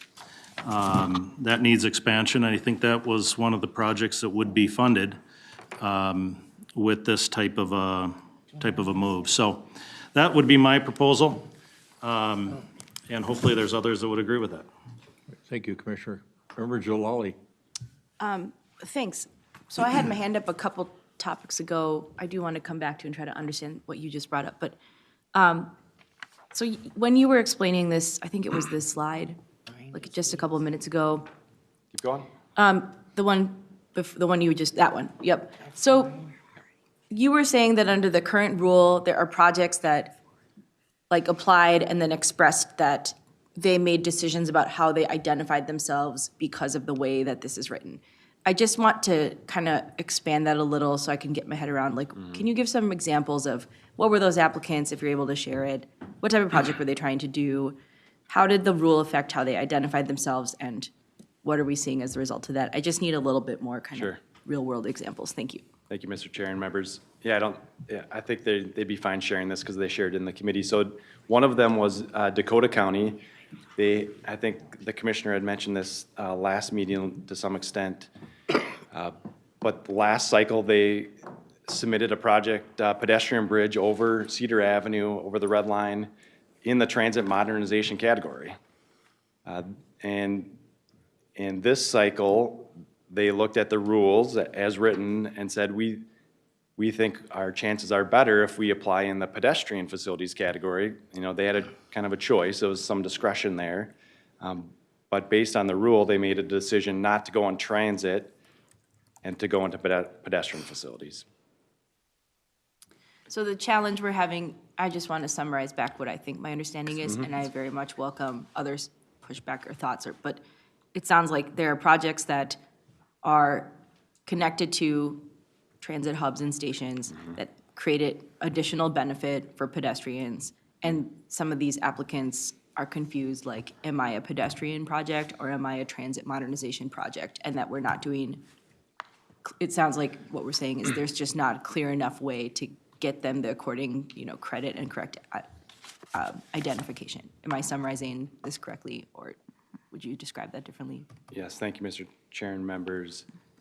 Many of these projects are highly multimodal, so they have, in some cases, a choice as to where they think they'll be most competitive. And it's not always kind of clear cut what they should do, and oftentimes we give them a choice where we can, that they can make a decision on. And they are like local municipalities with additional funding, trying to get this funding so that they can build out the networks that our communities need? Or what are the applicants in this case? Just different counties? Yeah. It could be a range of applicants. Okay. I just had some fact-finding questions. It makes me think about the discussion we were just having about ridership being up, and also that we still don't have ADA compliance and are making investments to make these resources accessible to everyone. So I'm going to just end my thoughts there. I'm just trying to get my head around what we're talking about here, but thank you. Thank you, Member Jalali. Member Geisler. Thank you, Mr. Chair. I just want to, Steve, if you wouldn't mind going back one slide, just a little, or one more, sorry. Thank you. So just a little more context around the $32 million max rule. So I was part of the group that created this rule in the first place. The intent of this rule was to make sure that BRT, due to the nature of our scoring process, didn't eat all the suburban transit providers' lunch, because they score great. BRT scores well based on how our measures were designed. They were scoring and blowing away every other transit provider that we had. So the intent of the rule was to basically say 25 million for BRT, another 7 million, which is effectively one fully funded transit project, would go to BRT, and the rest of the transit dollars would be available to either suburban providers or New Market Guarantee and other places. It was meant to help move the money around. It was not it's not an arbitrary, it's partially an arbitrary number of where we picked, but it had an intent of making sure that BRT didn't steal the entire pot. It wasn't that BRT shouldn't be invested in. It was just meant to make sure we put money everywhere else that was regionally significant. So just a little more context around why that rule was there. In this case, now that we have a bunch more money in the transit category, it does change the funding conversation, because the rule isn't really at play near as much as what it has been in previous solicitations because we have more money in the transit category. So just a little more context about where this came from in the first place, and why we came up with it and what we were trying to do. Commissioner Holberg? Thank you, Mr. Chair, and I guess in the packet, I think on mine it shows up page 13 of 21, when you're talking about whether, I mean, I think we should follow the rule. I illustrated this last month, you know, about where stuff goes and what it is. But as far as where we need to put more money, I mean, when you look at the breakdown of what percentage of projects are funded in roadways at best out of 61, looks like 34, maybe 33 get funded. Out of transit, the worst case scenario, out of 21 applications, 19 get funded. In bike ped, out of 69 applications, you know, anywhere from 20 to 31 get funded. And then if you go to the far right column, you see the range in which you have to be off of the highest funded project to get money. And if you are in any of the road projects, you can't be more than half of what the top funded project is to get funded, where when you're in the transit realm, you can be in the 20-some% off of the what top funded project, going back to, you know, is there any minimum qualifications? In other words, in some of these categories, we fund everything down to projects that score very low relative to the top. And I understand that each funding category is different, but if we're having a discussion that we have extra money, and where should we put it? If you look at transit compared to the other two funding areas, roadways and bike ped, they're way, you know, the vast majority of them are already funded, including ones that score very low are funded, where if you're in bike ped or roadways, only a fraction of the total applications are funded, and you have to score very high in order to get money. So I just put that out as a discussion point. I appreciate staff's effort in putting this chart together to try and illustrate the points that I tried to make last month that I didn't know if I was effective or not. So, I mean, for me, that's an important, if we're talking policy and if we're not talking individual projects, but if we're talking on how we're meeting the needs of the entire transportation sector for this region, it's a pretty clear illustration of where the underfunding is occurring and where there might be opportunities to put additional resources. Commissioner, let me ask you a follow-on question there. As long as you've expressed that you thought that the rule should be maintained because people were responding to the solicitation under the existing rules, where would you then send the additional funds? Do you have a preference there, or do you want to hear more discussion on that? Well, I mean, there's a lot of, I see the need for bike ped, but I also see the need for road projects. I mean, I live in a very fast-growing community in which certain levels of density and growth are dictated by the Met Council. We have no state highway going east and west from 13 in Burnsville all the way down to Northfield, over 20 miles. And so the major arterials that are handling east-west traffic in Dakota County are borne by Dakota County taxpayers. 1/4 of the major arterial lane miles in the whole state of Minnesota that, you know, major arterials in the state of Minnesota that are not state highways are in Dakota County. Our county has 1/4 of those major arterials. So we carry a very huge regional burden in our road system on the backs of the Dakota County taxpayers. And we don't, those roads don't get equity points. They, you know, I mean, we're an anomaly in that other counties have more state highways within their counties to carry some of that, so I have a bias towards roads because the cost, I mean, the city of Lakeville paid 45% of 4 interchanges on 35W, given the cost share between counties and cities. They're building interchanges to tens of millions of dollars in debt on cities for interchanges on an interstate system. Commissioner Cattell and then Commissioner Ulrich. Yeah, I just want, Oh, sorry. Did you have, there was somebody else? Matt's after Matt's. Matt. back. After me, Oh. okay. All right, just trying to track everybody here. I know how this is. I sat in that chair last Yeah, month, so I know remember that. Holland's had That's camera. really insightful. I just want to thank you for giving us that. Every county, every city is a little bit different, and then their burdens too. We hear a lot too from St. Paul because they have so many government agencies and they don't have a tax base, right, because of that, like some of the others. And so we hear a lot about things. So that's a really great perspective. I appreciate you putting that in context, and I thought your comments last month were really great too.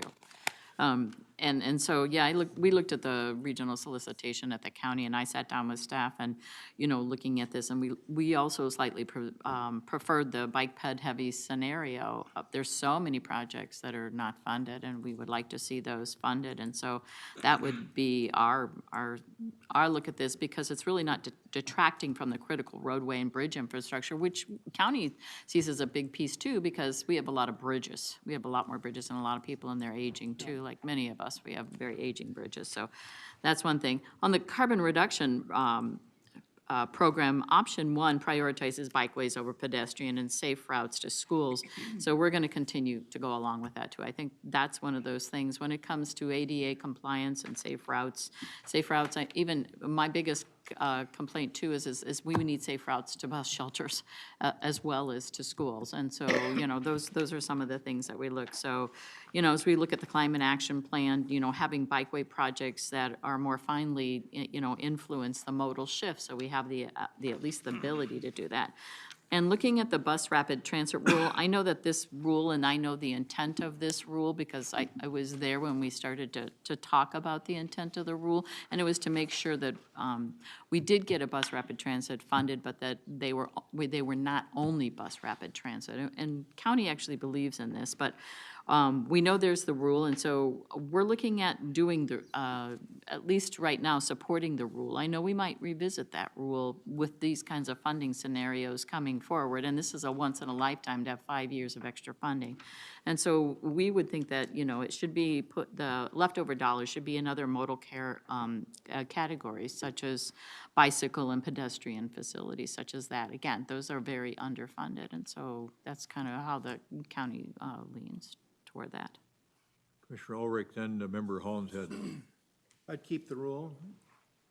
If we have a rule, we should keep it. We shouldn't deviate in midstream here. In bike ped heavy carbon 2, all the safe routes to school are funded, which is a good thing. And I'd reprogram the money to roadway or bike ped. I could support Hennepin on the bike ped, but I think we absolutely have to keep that rule. Transit generally is we get all these reports on ridership, and if you look deeper into the numbers, it's not all as positive as it sounds. Transit has not rebounded.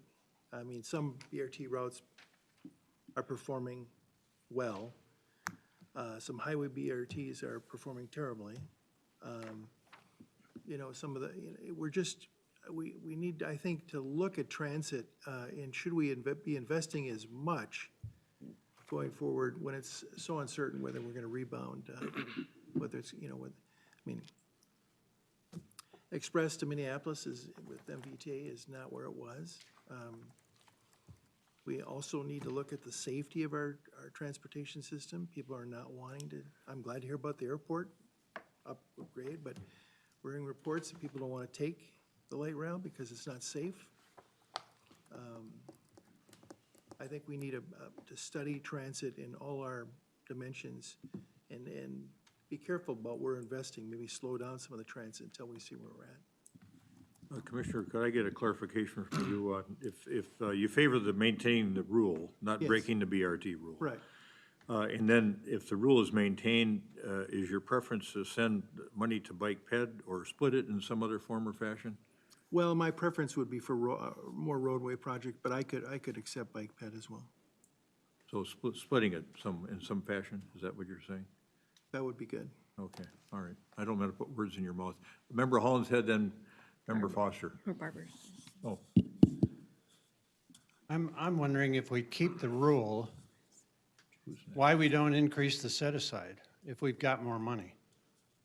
Because as the ridership, as Barb's report on the ridership indicates, ABRT is the fast-growing category of transit. So to me, if we keep the rule, we should actually increase the set-aside for ABRT and build it out even faster. Maybe, Barb, do you want to respond to that? Or I wonder why we're not discussing that. Mr. Member Chair, Barber? I actually think that we should keep the rule. I think you should keep the rule in place for this cycle. Now, it was somewhat arbitrary how we picked that number. However, I think for the next cycle, what we need to do is look at it as a percentage rather than a dollar amount, because that's where now we're having the conversation on the other side of things from the last time. So I think if we look at it from that perspective, it makes sense. As to still having this set aside for the $25 million, I think I was pretty clear in my ridership report. I've been very clear throughout the pandemic where our ridership has been maintained is on our ABRT lines. They are successful and they are liked. That is where our ridership is very strong, and I very much advise against not having the set aside for the $25 million. all right, let me go to Member Foster and then Member Commissioner Modest Castillo. Thank you, Mr. Chair. I'm in support of keeping the rule. It's been in place. I think it would be unfair to projects that submitted under it to be told no because we're changing a rule that you didn't know is going to be changed, and then moving the money to Bike Ped. I think one thing that is not in question about what's going to change in our future is climate change. Like, that is coming, whether or not we want to accept it. And so it's easy to get it in conversations about, like, public transit is unsafe right now. The ways that we make our transit system safer are by funding it and funding alternatives to policing through the legislature. Metro Transit has been working on this with transit ambassadors. There's more, like, local ways that we can address those issues and not through the tab and massive amounts of funding. So I just encourage us to think beyond what is happening right now on public transit as a way to define how we fund it. Yeah, I'll just end there. Thank you. Okay, and if the rule's maintained and there's additional funds to be allocated, some are suggesting send it to Bike Ped or split it between highways and Bike Ped. What's your thought? Bike Ped. Okay, and now, let's see, I'm gonna go to, who is it? staff wanted to Remember, Mr. Chair, I think staff. I can go in the queue, that's fine. oh. Let me at the back of the Before queue. we jump to the next That, one, sir. that staff guy wanted to say something? Is he part of the debate? Okay, I'm gonna go to Commissioner Modest Castillo and then back to Member Geisler. Thank you, Mr. Chair. I'm going to grow the growing chorus of supporting the current rule as it is. You know, as Member Barber pointed out, these fund ABRT lines, which are high performing. We want to reiterate that. And just going back to Commissioner Look, the last one that was funded, the F line, actually connects to Anoka County. So Anoka County does benefit from these funds and continuation of these rules. I would not want to change the rules midstream. Applications have already been received. And since I know your follow-up question will be, I will strongly support carbon option 2 and any remaining go to Bike Ped. I want to support Commissioner Foster's comment about climate change. Member Foster, Commissioner, we can promote you to whatever. Around climate change, but also because we've had that long list of Bike Ped that has gone unfunded. We have a once in a lifetime or once in many years opportunity to get those out. And it will increase the connection to our transit sites when we improve Bike Ped, as Member Martinson's comments earlier about those connections and scoring, so I just wanted to lift that up. Okay, I'm going to go to Member Geisler and then Member Dugan. Thank you, Mr. Chair. As the rule stands, I say leave the BRT funding as it is and the structure as it is, and I think if we follow the rule, just to answer those point questions, I think we roll over into the bike ped. We've been debating funding more in bike ped for the last 3-4 solicitations, I think practically every time that I've been here. So it's a category that needs it. And I just wanted to just make a side comment on the ridership. VMT's down too.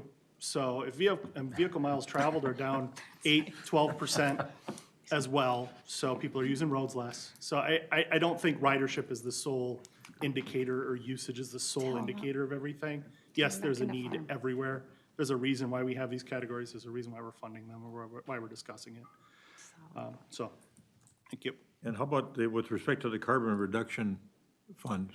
Carbon reduction, I think option 2, which funds not the multi-use trails, but rather the other categories, I think it spreads the money around the region better. I think multiple impact in multiple areas is a better intent of what that money's supposed to do, in my opinion. So I think that's a better option. So I would personally go with midpoint option 2 and then maintain the BRT rule as a whole thing. All right, that's a safe route to school preference on the carbon reduction. Yep. All right, then I'm going to go to Member Dugan, then back to Commissioner Holberg. Thank you, Mr. Chair. By way of history, my recollection is that we changed we went to the 25 million on ABRT because we were funding about 7 million a year, and I think it was about 25 to 28 million to get an ABRT or BRT line up. And collectively, we said, we're just, fooling around. We're going year after year after year. Let's just get something done. And that's where that came from. I like what Member Geisler said, about spreading the money around. I think, and I also have a little bit of concern. I realize there's future funding called for right now, but, things change. And to count on money in the future so that we can change everything, I'm not sure that would be prudent. And I do like what Commissioner Foster said. You're a commissioner now. So Gonna have to run now. There's a future Not to change rules in the middle of the game. Well, she's kind of the commissioner of transit, I'd say. Yeah. For that. All right, I'm going to go to Commissioner Holberg and then Commissioner Karwoski. So thank you, Mr. Chair, and I kind of failed to maybe put my cards on the table. I think the rule should stay. And because if we're kind of veering towards the bike ped heavy as an option, I would ask the group to at least consider some of these extra funds, whether it's the 900 and some thousand that's extra in this transit or unspent unique project money to go into the road area.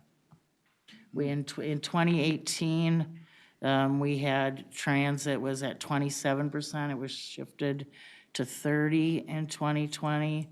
And they took money from roadways back then, in order to accommodate that.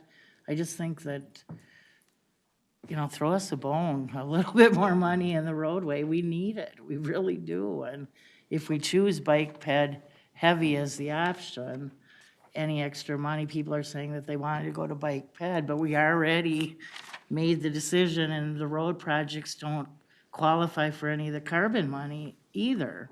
That's gonna end up on trails and bike ped as well. So I'd like the group to at least consider that if there's any extras in these categories that we put them into roads. How about your thoughts on the carbon reduction money as long as you've got the floor?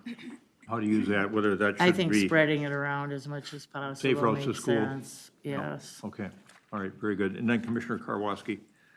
Thank you, Mr. And Chair. and then Member Stevens. Yes, Washington County supports abiding by the rule for all the reasons mentioned.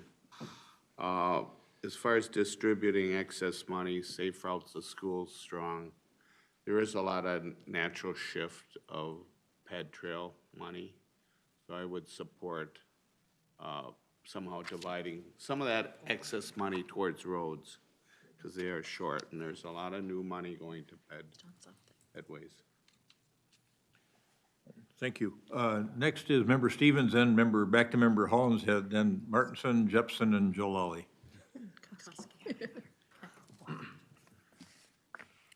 Member Stevens. Thank you. Yeah, I guess I'd stay with the base funding, the midpoint in the blue. I agree with following the rule as well. I appreciate the comments in the presentation and for Commissioner Jalali on, the tension we're causing. We have to remember as policymakers, there's real stuff happening out there with these applicants that are investing a whole lot of time. And the last thing we want to do is create confusion with them and having them to decide themselves what category is the most competitive for them. And we have to be careful, I'd say, we should say don't shift unless we have a really compelling reason to change a rule, and particularly if it's one that hasn't been around for a real long time. So, I'm in favor of that. I'd do a mixture of the allocation too.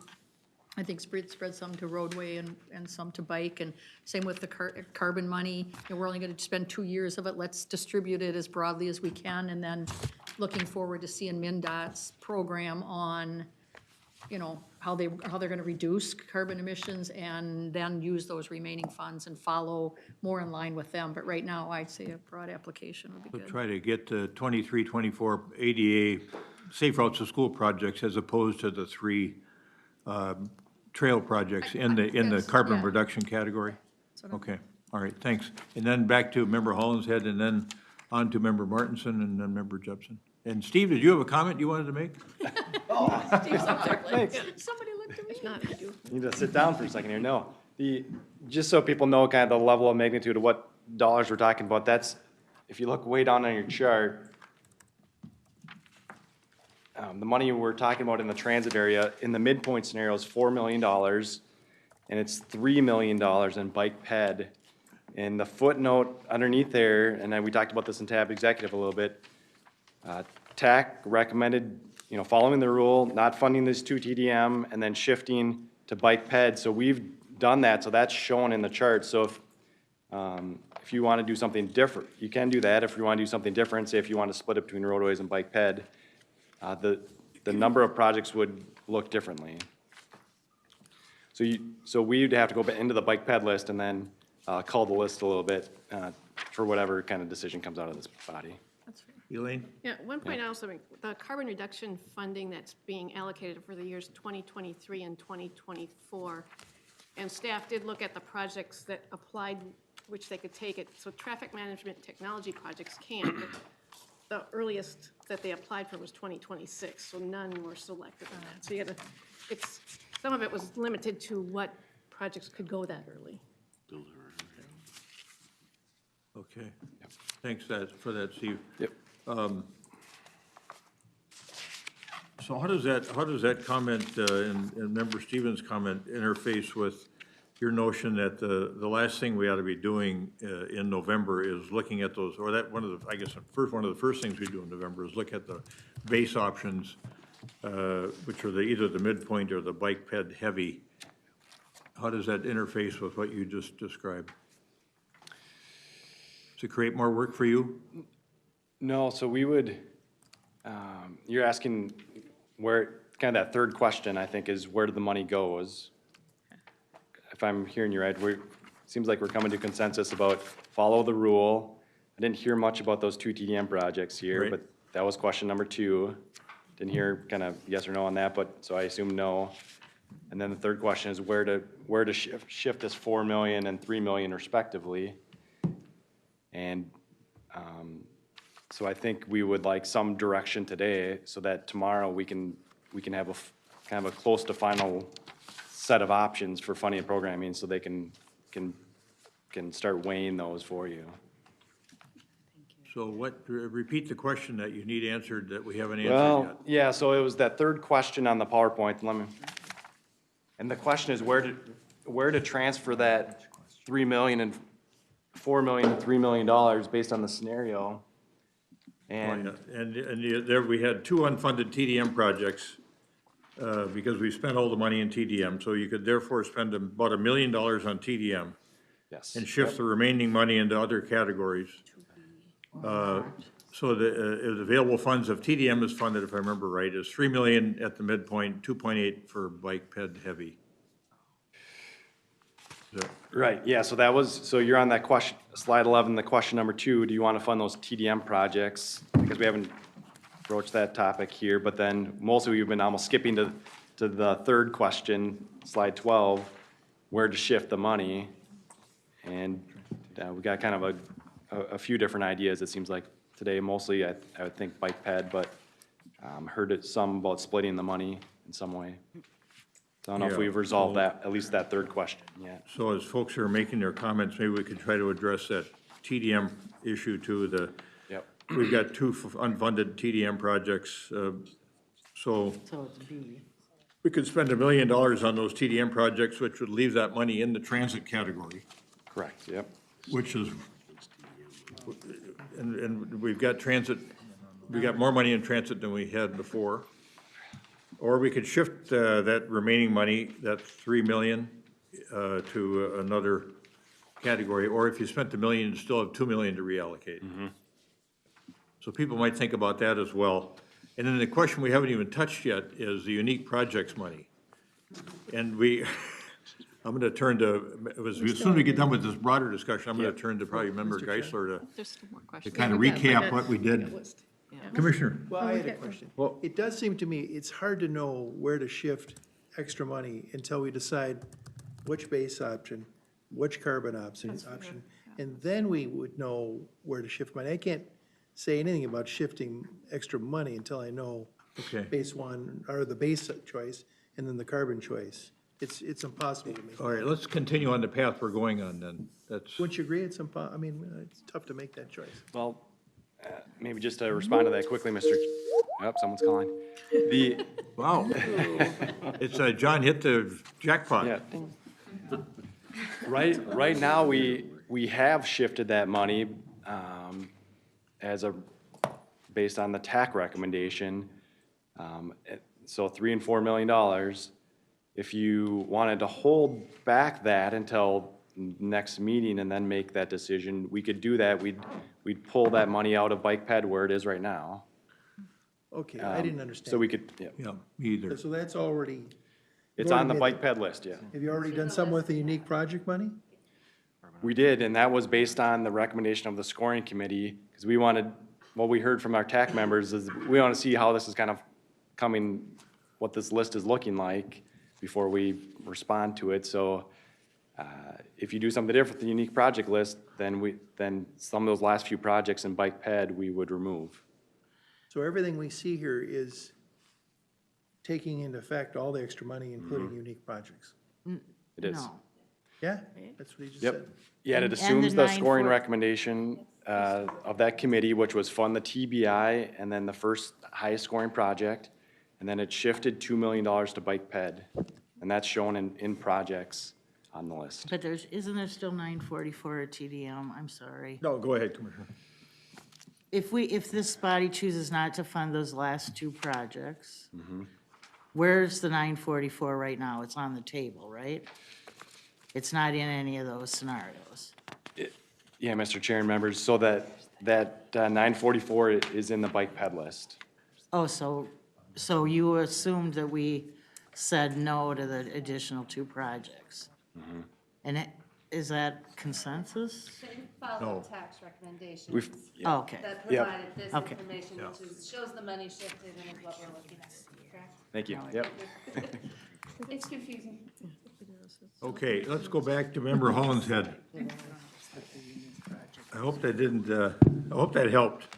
I don't know if I remember my question. I just want to comment that, yes, the suburbs are growing, pandemic and previous trends, but where I live in St. Paul, the apartments are still going up along the B line, soon to be B line, and in other places that could be served by ABRT, and we don't have any space for greater lanes, traffic lanes or roads. So the only way we can expand is multimodal, whether it's bike ped or transit. So I can't stress this strongly enough that in the areas where transit is best and strongest, the densest areas, we still need more. So, and that need will increase as the pandemic recedes and as people continue to grow the ABRT ridership. So I just want to make that point. Thank you. Thank you, Mr. Member Chair. Holmeshead. Then I'll go to Member Martinson, then Member Jepson, and then Member Jalali. Thank you, Chair Hovland. So I support the sticking with the rule the way it is, because that's fair, that's equitable to the applicants. I do support also Member Barber's suggestion that we revisit this to make it a relative allocation as opposed to an absolute amount, specifically because these dollar amounts don't seem to be consistent across periods of time. Being the sole non-motorized rep on the tab, I am obligated to say that the money that we are going to be moving should be given to Bike and Ped. And also just noting that we already distribute over half of the funding coming into roadways, and so I can't support that. Something else that I wanted to two other things. So when we talk about the carbon options 1 or 2, and I support carbon option 2, those are for the next 2 years of carbon option money, but we understand that money's got future legs as well.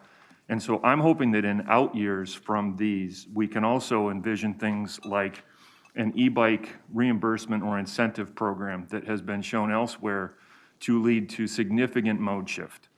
And I think that is the clear intent of the carbon reduction money, is to create mode shift, reducing carbon emissions. And I think that an e-bike incentive program would be something that would be a great way to make that happen. It is also part of the Minnesota Climate Action Framework, that those kinds of incentives be put in place for not just electric vehicle cars, but for e-bikes as well. Then the final thing I wanted to say, and I'm surprised no one else has brought it up, but I do think that we have, so this is responding to Commissioner Look's point. This would be the worst possible time in history to slow down the build out of the Network Next program of ABRT.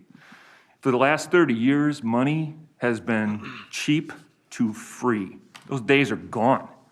The money we have now is the last inexpensive money we're going to see for a long, long time. So this would not be the time to not be building out the ABRT system that we've got, just from a standpoint of fiscal responsibility. Thanks. Thank you. Thank you. Member Jepson. Yes, thank you. So I apologize, I'm new to this. I'm learning as I go. So to answer your questions, I would like to keep the rule. I'm in support of midpoint CARB 2. For the excess funds, I will always support roads. To your point, Member Hallberg, Commissioner Hallberg, I apologize. The suburbs are really, really hurting. A year ago, next week, Tuesday, a woman was hit and killed on 109th in Blaine. 6 months ago, an individual was hit and killed on 109th and Central Avenue. The car flew over 100 feet. To me, roads is about life and death in Blaine. It's not about convenience. Unfortunately, right now, it's not about carbon footprint. For me and my community, it's about life and death. And roads, for me, will always be the #1 priority, especially in my city of Blaine.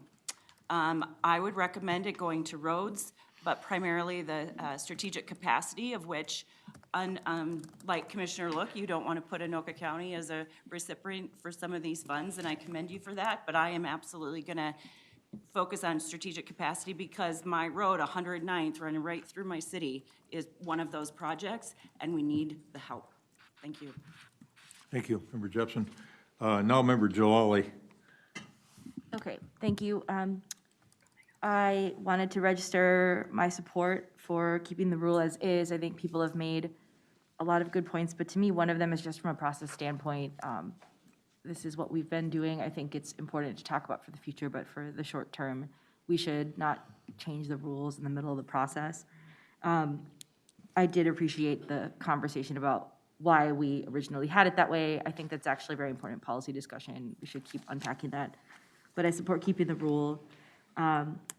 St. Paul strongly supports a bike ped heavy approach. For the last few years, we've done midpoint. I agree with the points that have been made that we actually need to be forward facing and thinking about this more comprehensively. I believe that approach yields greater safety for everyone if we can get people part of a connected network where you can safely travel without being in a car, which is one of the most unsafe modes of travel in the state right now. Just, that is the number one way that people die unexpectedly. It is the riskiest thing that people do as the course of their day. And if we keep making funding and policy choices that essentially require people to have car ownership because they don't have other ways to get around the region, that's that much more risk on our communities. I want to see more of a balance, and I think being bike ped heavy helps us do that. I also wanted to register my support for carbon option 2 and speak to just the overall importance of making sure that we can make thoughtful decisions with the remaining funds, and I think that sets us up the best to do that. And I think those are my main points I wanted to make. Thank you. Thank you, Member Jalali. Member Koski, and then Mayor Winchell. Thank you, Chair. So I'm piling on to keep the rule. Again, to follow up with her, just not changing in the middle of the process feels a little better to me as a new member as well. And then I also recommend the remaining funds move to bike ped, just due to the high demand. And I'm just trying to go through all of your questions that you're going to ask. So carbon option 2 is also where I support. So hope that helps simplify and keep us moving through this. It does. Thank you, Member Koski. And then on to Mayor Winchell, and then back to Member Barber. So, I would like to agree with Member Holberg as far as we're growing really fast and we need roadways. We don't have transit. We don't have that ability where Member Hollins had said that they don't have the road expansion, they gotta do, but we're a big area. We have to look at all aspects of that. We're growing very rapidly out in the southwest, and we don't have the road systems to do that, and we have one transit system that doesn't give us the door-to-door service like others. We can get to Minneapolis, and now with the Prime, we can get around more. But, I'm not disagreeing with about moving money to bike ped, but we have a policy also about how much goes to bike ped. What's that percentage? If we start putting all this money in bike ped, what is that percentage then? Do we start crossing over that? I mean, I think it's clearly something to look at. I totally agree about safe routes to school. I think that's important, and that's part of that. And I've made the spiel many times. Every road project we do, there are additions to bike ped upgrades that connect more and more roads that create better and better systems. So we can't always just say, put it all to bike ped when they're always in a road system already. And so I think we gotta find is a balance of that. But I'm curious if we just take and flip everything to bike ped and go bike ped heavy, what is that percentage? Does that cross us Yeah, we pretty can give. far I over think- the percentage? I think Steve can give us that percentage and, Yeah, thank you, Mr. Chair. So, the answer's on the screen, and you are right, especially in the bike ped heavy scenario, because remember, bike ped heavy in its makeup was going to the top of that modal funding range, which is 20% of the total pot goes to bike ped. So if we add in this kind of excess transit money, it's small, but it goes from 20 to 21%, and then if you add in the unique projects, probably ticks on another 1%. So now, maybe you're close to 22% of the pot going to bicycle pedestrian. So that's, we try to acknowledge that on the slide here for folks. Because I think we're hitting the bike ped, we're hitting those numbers, but are we losing numbers now in transit? Or not transit, excuse me. But in roadway? Roadways. Yeah. Excuse me. well, I think recall, Mayor, that when we started the conversation, and this is a decision we got to make next month, is the base scenario, midpoint or bike ped heavy, that when we've used that traditional model of taking the midpoint and then running all those scenarios off the midpoint, if you move from midpoint to bike heavy, what happens there, if I took notes correctly, Steve, correct me if I'm wrong, it takes a 10 to 11 million away from roadways, and it takes 5 million away from transit to go to bike heavy. So if you stuck with the traditional, that would keep that 10 to 11 million dollars in the roadway category. And if you're looking which way I'm leaning, I think you can kind of tell, it's probably the midpoint with option 2 and keeping the,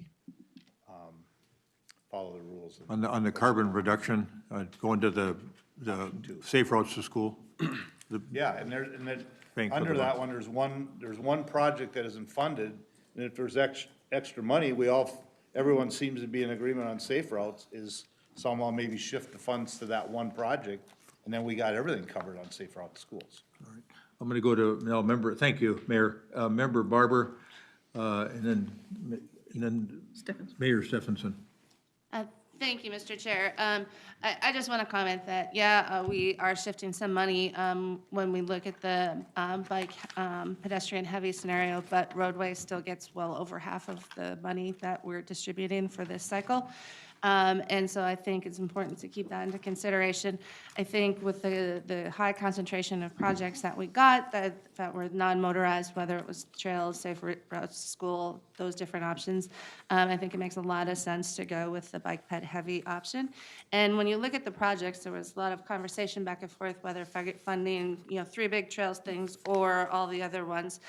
If we go with option 2, you still fund 2 of those big trail things and all of the other stuff. So that's all. Thank you. Okay, thank you. Mayor? Thank you. I think that my preference is the midpoint with option 2.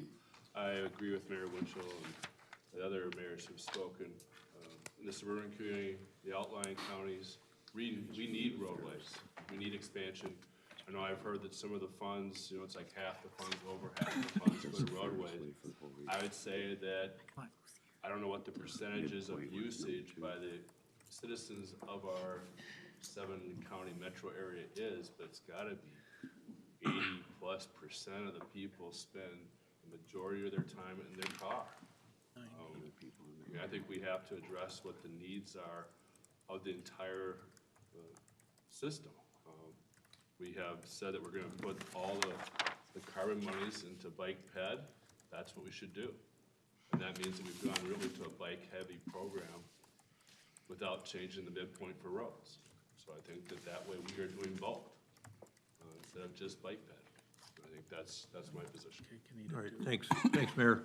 Member Schlember, and then back to Commissioner Guttel.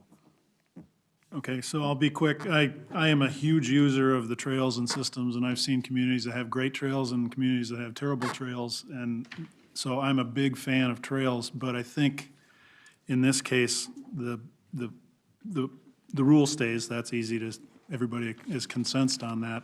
I think we should be using the midpoint. Many discussions through previous tab meetings have landed on the midpoint. I think the roads have to be funded, as Commissioner Holberg and Mayor Winshuttle. I mean, we have to fund the roads. Those have a huge impact on the economy and of the 7-county metro area. And it's not just the cities that need to be supported here. It's the out-state or out-region areas that have to be supported as well. So I think we should be in the midpoint. I would shift the money that we have left on carbon to safe routes. But I feel like we're not supporting roads, and that's what's driving the economy of the 7-county metro area. And there are many other factors that will cause people to either use cars or not use cars. And it's a false narrative to say that if we constrain roads, people will stop using cars. I don't think that's true. It just will mean we are less efficient and we'll be spending more time on cars. There's other things that will cause people to stop using cars. Thank you. Mainly where they live. Commissioner Guttel, then Member Lewis. And I just wanted to weigh in on that last question, which I didn't, so I just wanted to go back to polling question 2, on the remaining transit and TDM funds. County's under the opinion to not fund the TDM projects, but then to shift the funds to bicycle and pedestrian and other types of modal facilities that are needed. Okay, all right, Member Lewis. Thank you, Mr. Chair. Just to be on the record with my position on it, keep the funding as is. Bike ped heavy and carbon too. I wanted to, second member Holland's point. I think you see some of the same trends in the first-ring suburbs as well. Member Lewis, I think you're going to have to, use that microphone, especially with your mask on. Not a problem. I think you see some of the same trends in the first-ring suburbs as well. The roadway network is basically where it is. And so where is the opportunity for improvement? I think you see it in bike ped. I think you see the demand for that in our communities. And I also wanted to second, as a fairly new member, Member Geisler's point about the history of demand for bike ped projects as well. And if that's in fact something that we've been seeking to fund for some time, now's the time to do it. Should take advantage of that. And we certainly have the next solicitation to revisit the remaining priorities. Thank you. Thank you, Member Lewis. And then Member Jepson. Thanks, sir. So thank you, Member Jalali, for saying that cars are probably the least safe mode of transportation out there. It is clearly evident that they are, but unfortunately, again, in my city, in my county, there are no other options, very few options, particularly in my city. Just really appreciate Mayor Winchell commenting on that all the roads that we are designing and reconstructing all include bike ped and bike ped safety. And then to Mayor Stevenson's comment, 93% of Blaine residents use their car to get to work. 93%. We have no other mode of transportation in that city for the majority of us to get from A to B. So you had mentioned 80. For me, it's 93. It's a high number. Member Jalali. Thank you. I guess the regional view that I think is important then is having transportation projects so that they have options. Because I do think there'll be people who use cars. That's going to be true for a long time, actually. But then when we connect that to arguments for taking funding away from BRT and things that actually allow people to get from where they live to another city that might be a major job center or someplace nearby, regional bus service, in-city bus service, it will help over time. So I just wanted to connect the dots. I appreciate what you said. I hear you. And I think it's about transitioning into a future system where there are more options for everyone and recognizing right now there are folks who, they don't have any other option. They do deserve safety right now. So I appreciate your comments. Thank you. Thank you, Member Jalali. And then Commissioner Ulrich. I'm not sure, first of all, I understand that all the money is baked into these charts, so if you want to do something different, it's changing these charts as we're looking at them now. But as I look at roadway reconstruction and modernization, the midpoint funds one less project, one less roadway project. It's actually the bike ped that funds one more project in this category. It's a $7 million project in Carver County. So I just want to point that out. Right. Yeah. Member Anderson. I think I agree with the group on the BRT rule. I particularly felt sympathetic with Member Schember's comments, and I agree with what he's saying. You know, we have the grandest of intentions when we're here, and I think we do good work. But there's two things that we can't change. One is we live in Minnesota, where the days get short in the winter and it's damn cold. And that really limits people's options for safe travel on bike and pedestrian. Half my cities are in the transit taxing district, about half aren't. So, you know, some of us don't have options as well. And I've got a question for Steve, and I guess maybe this is basic and I'm just not understanding it, but, you know, this solicitation, we had certainly a lot more money than we've had in the past solicitations that I've been here for. Do we have any sense of what's going to happen for the next one? Is some of these dollars baked into the next solicitation, or is this a one-time thing? Yeah, thank you, Mr. Chair and members. This solicitation will be higher than the next solicitation, and part of the reason is we're advantaged by several years of increases from 22, 23, 24, 25, 26, and the bulk of the money is 26 and 27. So we've got the increase from those earlier years that's all piling up to give us the 300 million versus 200 million. But in the future, instead of 200 million, it's gonna be more like 250. So, you know, you're not gonna have 300, but you're gonna have more than before. You're gonna have probably somewhere in between.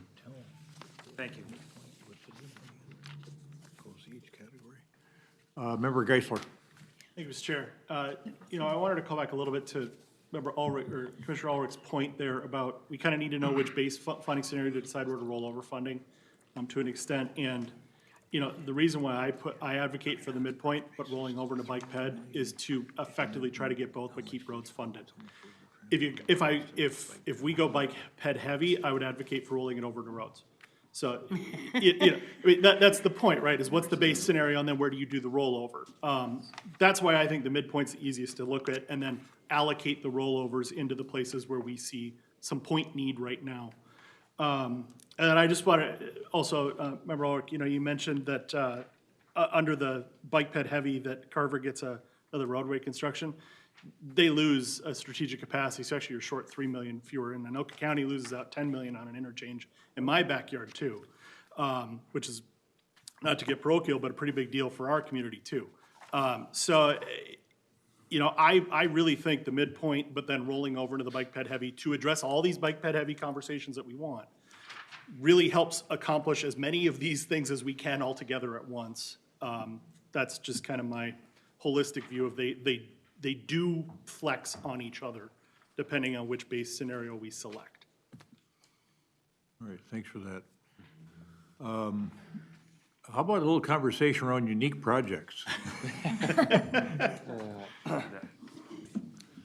And I don't know if we've, you know, there's just so many wonderful opinions that have been expressed here. If we're getting to the point where we're sort of informally giving you the information you need without specifically polling.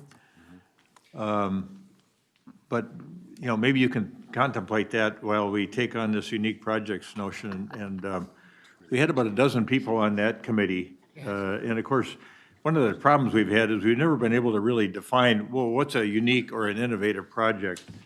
And so folks are applying in those categories, and we had, I think, 4.5 million in that category. And one of the things we knew we needed to fund was the travel behavior inventory, the TBI, that we had committed to funding several years ago over a series of years.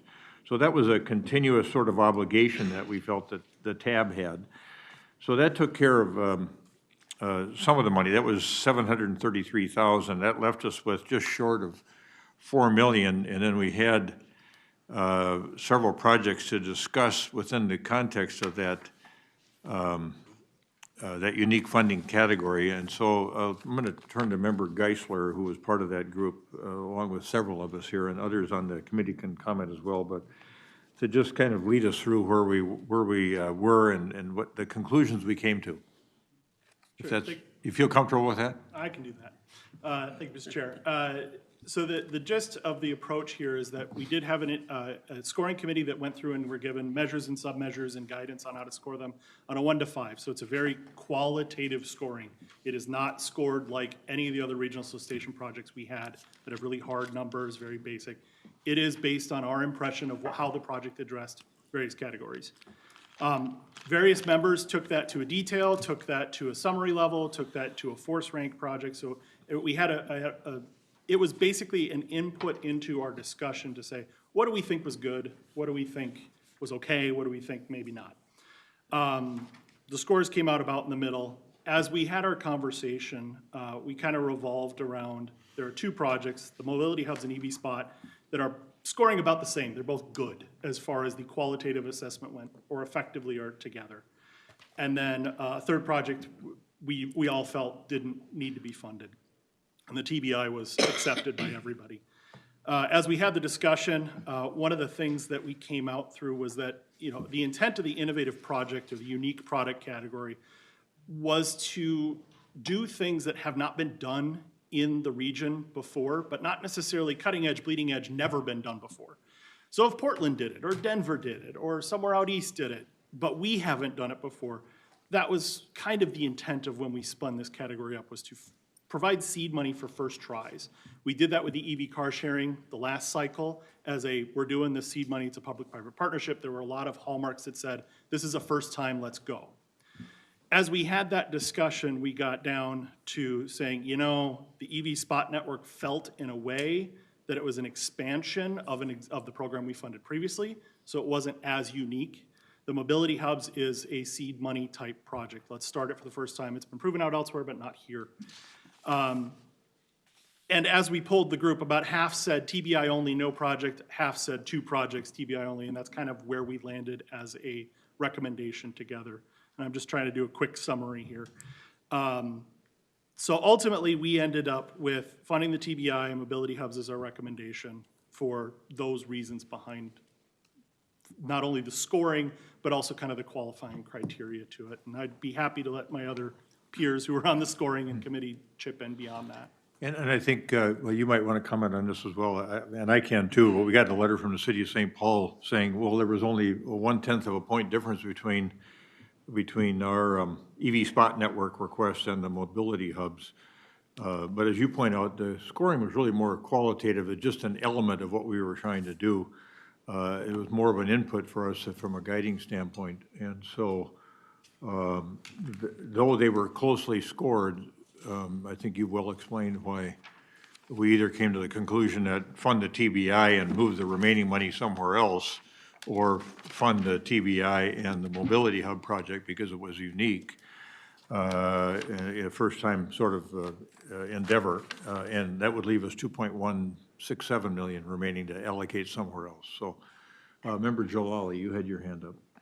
Oh, I was just going to speak in support of option B, but if we're still doing discussion and stuff, I can wait. Sure, but it's appropriate, yeah. Okay.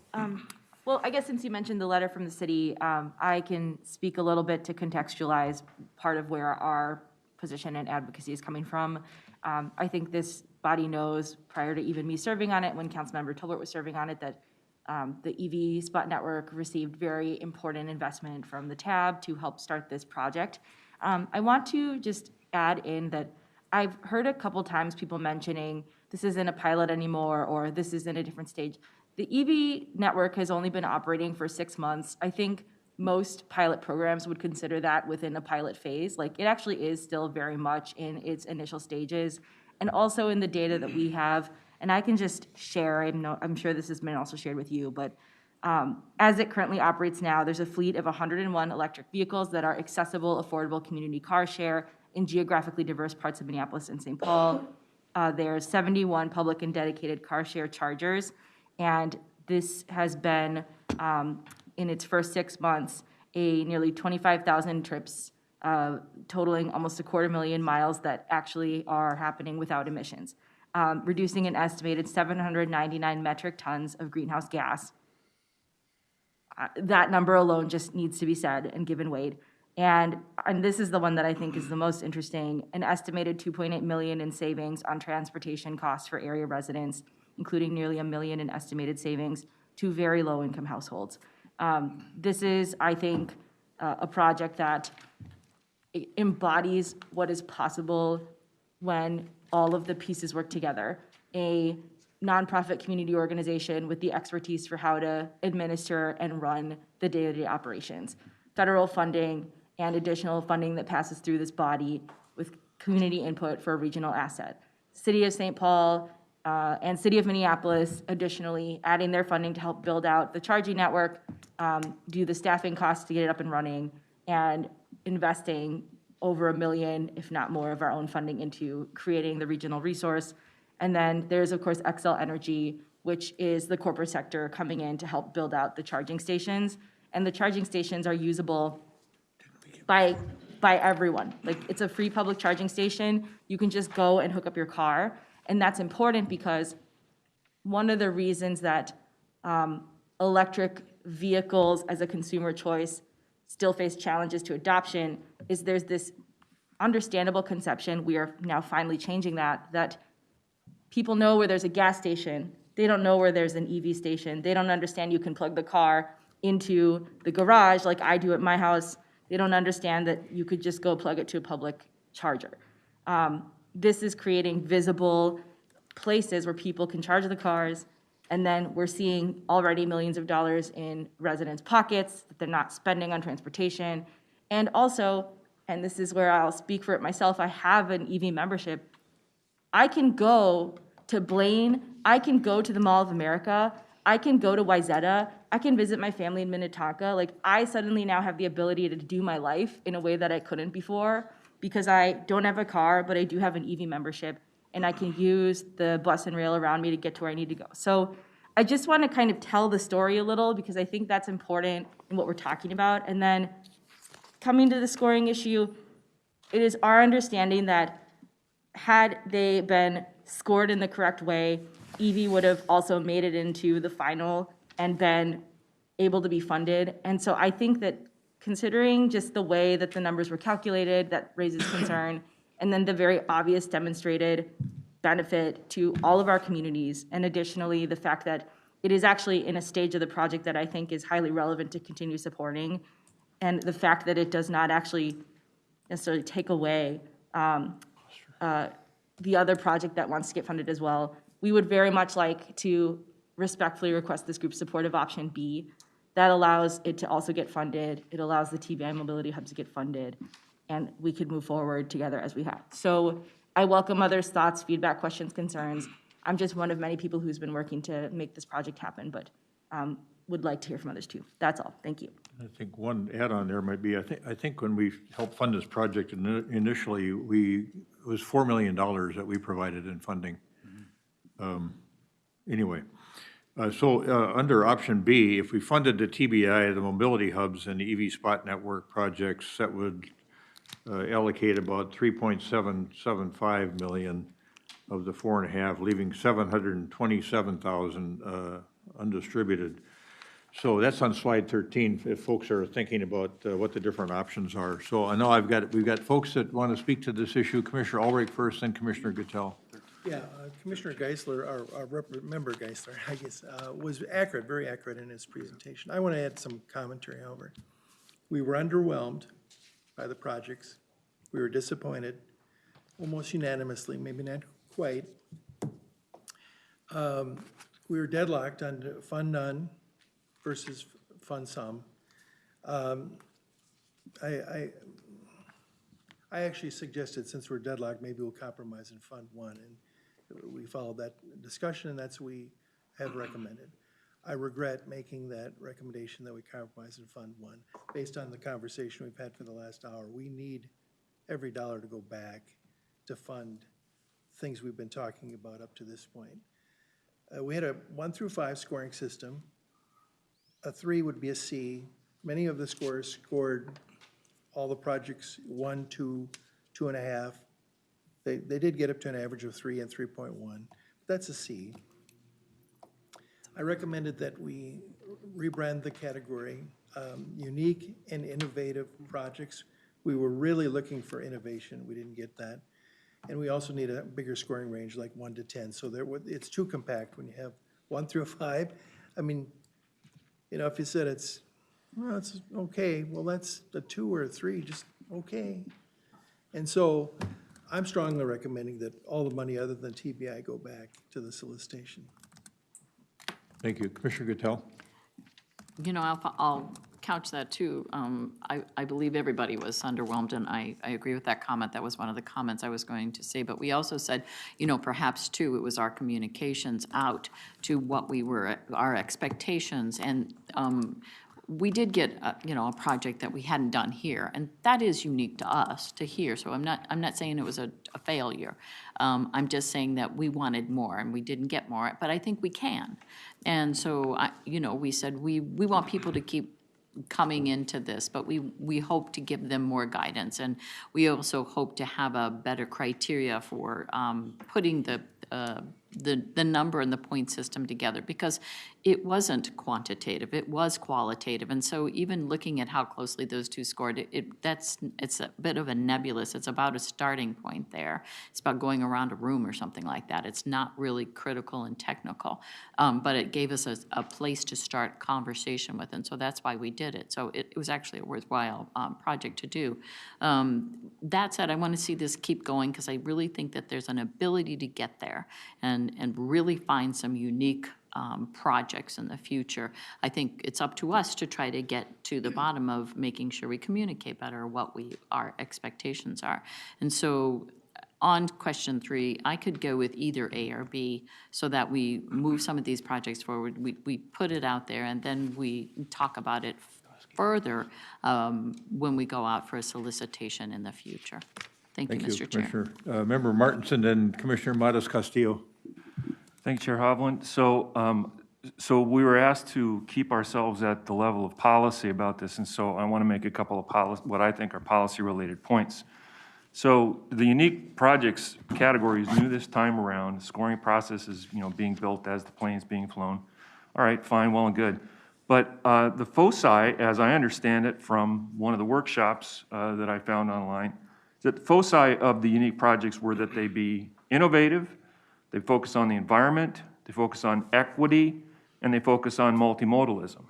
And I have to say that I think both the mobility hubs and the EV spot network projects both do all of those things. And to the argument that the EV spot is not innovative, I would point that the dictionary definition of innovative is not something brand new created, but it is make changes to something established, even if only in a pilot way, especially by introducing new methods, ideas, or products. And what I see the EV spot network is doing is a proof of concept that these kind of electric cars can be sustainable, particularly in low-income neighborhoods in the east side of St. Paul. We haven't proved that. And I think the car-to-go experiment is proof of that they pulled out at the east side of St. Paul first because they couldn't be sustained based on their business model. So I think there's a proof of concept here of whether the electric vehicles can be sustained in a neighborhood where you have very low levels of car ownership and you have very few options for people to be getting around. And I think the success that we've seen with the initial is at risk if we don't continue to make investment. The other point I'd like to make is that remember, these are dollars that were carried over from the last time around. This is not a zero-sum game. We're not taking these dollars away from some other project. They were on the table sitting there. So we have them to spend. And again, back to my point earlier about fiscal responsibility, we should be using these dollars now for things that we've got.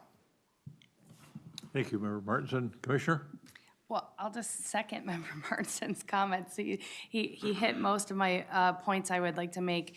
I do think that as we move forward, because this is our first time doing unique projects, I think it's a really important category, and that we can learn as a group on how we adjust and tweak it. To Commissioner Gottel's point is that we can improve our messaging and clarity around what we do, but I don't think we should leave money on the table or go back to the drawing board, because we did put it out there. We had people apply and agencies apply with unique projects, especially projects that don't fit in other funding category and do help us get to our goals around climate, around equity.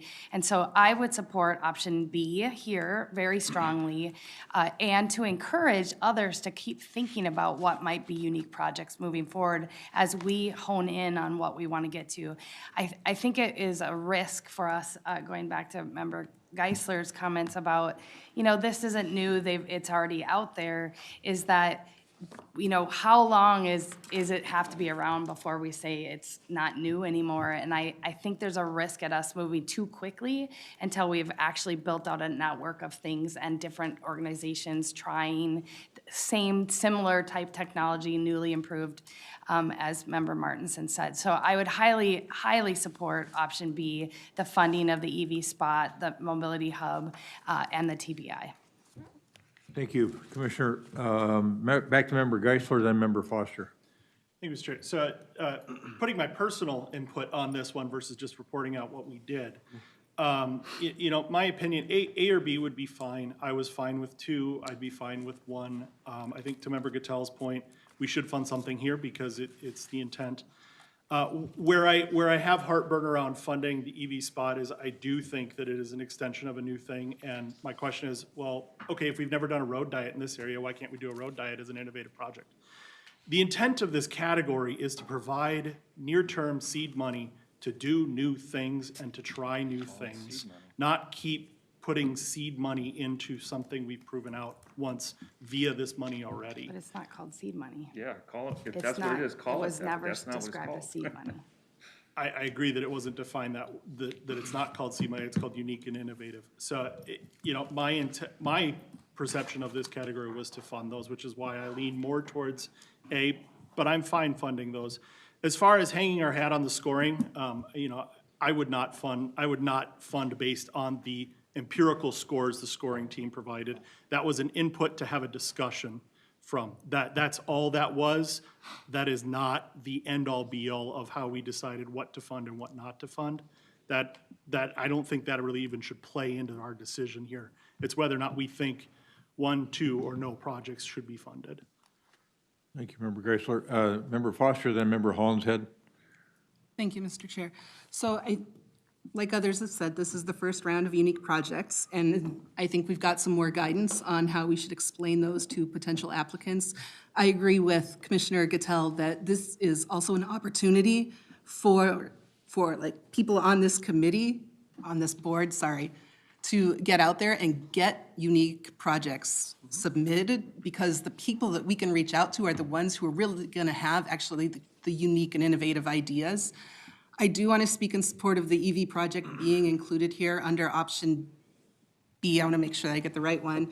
I think that this project it's going to connect with the mobility hubs. It's going to have stations along the Gold Line. So I think the innovation here is the multimodality that is serving low-income people, especially people of color.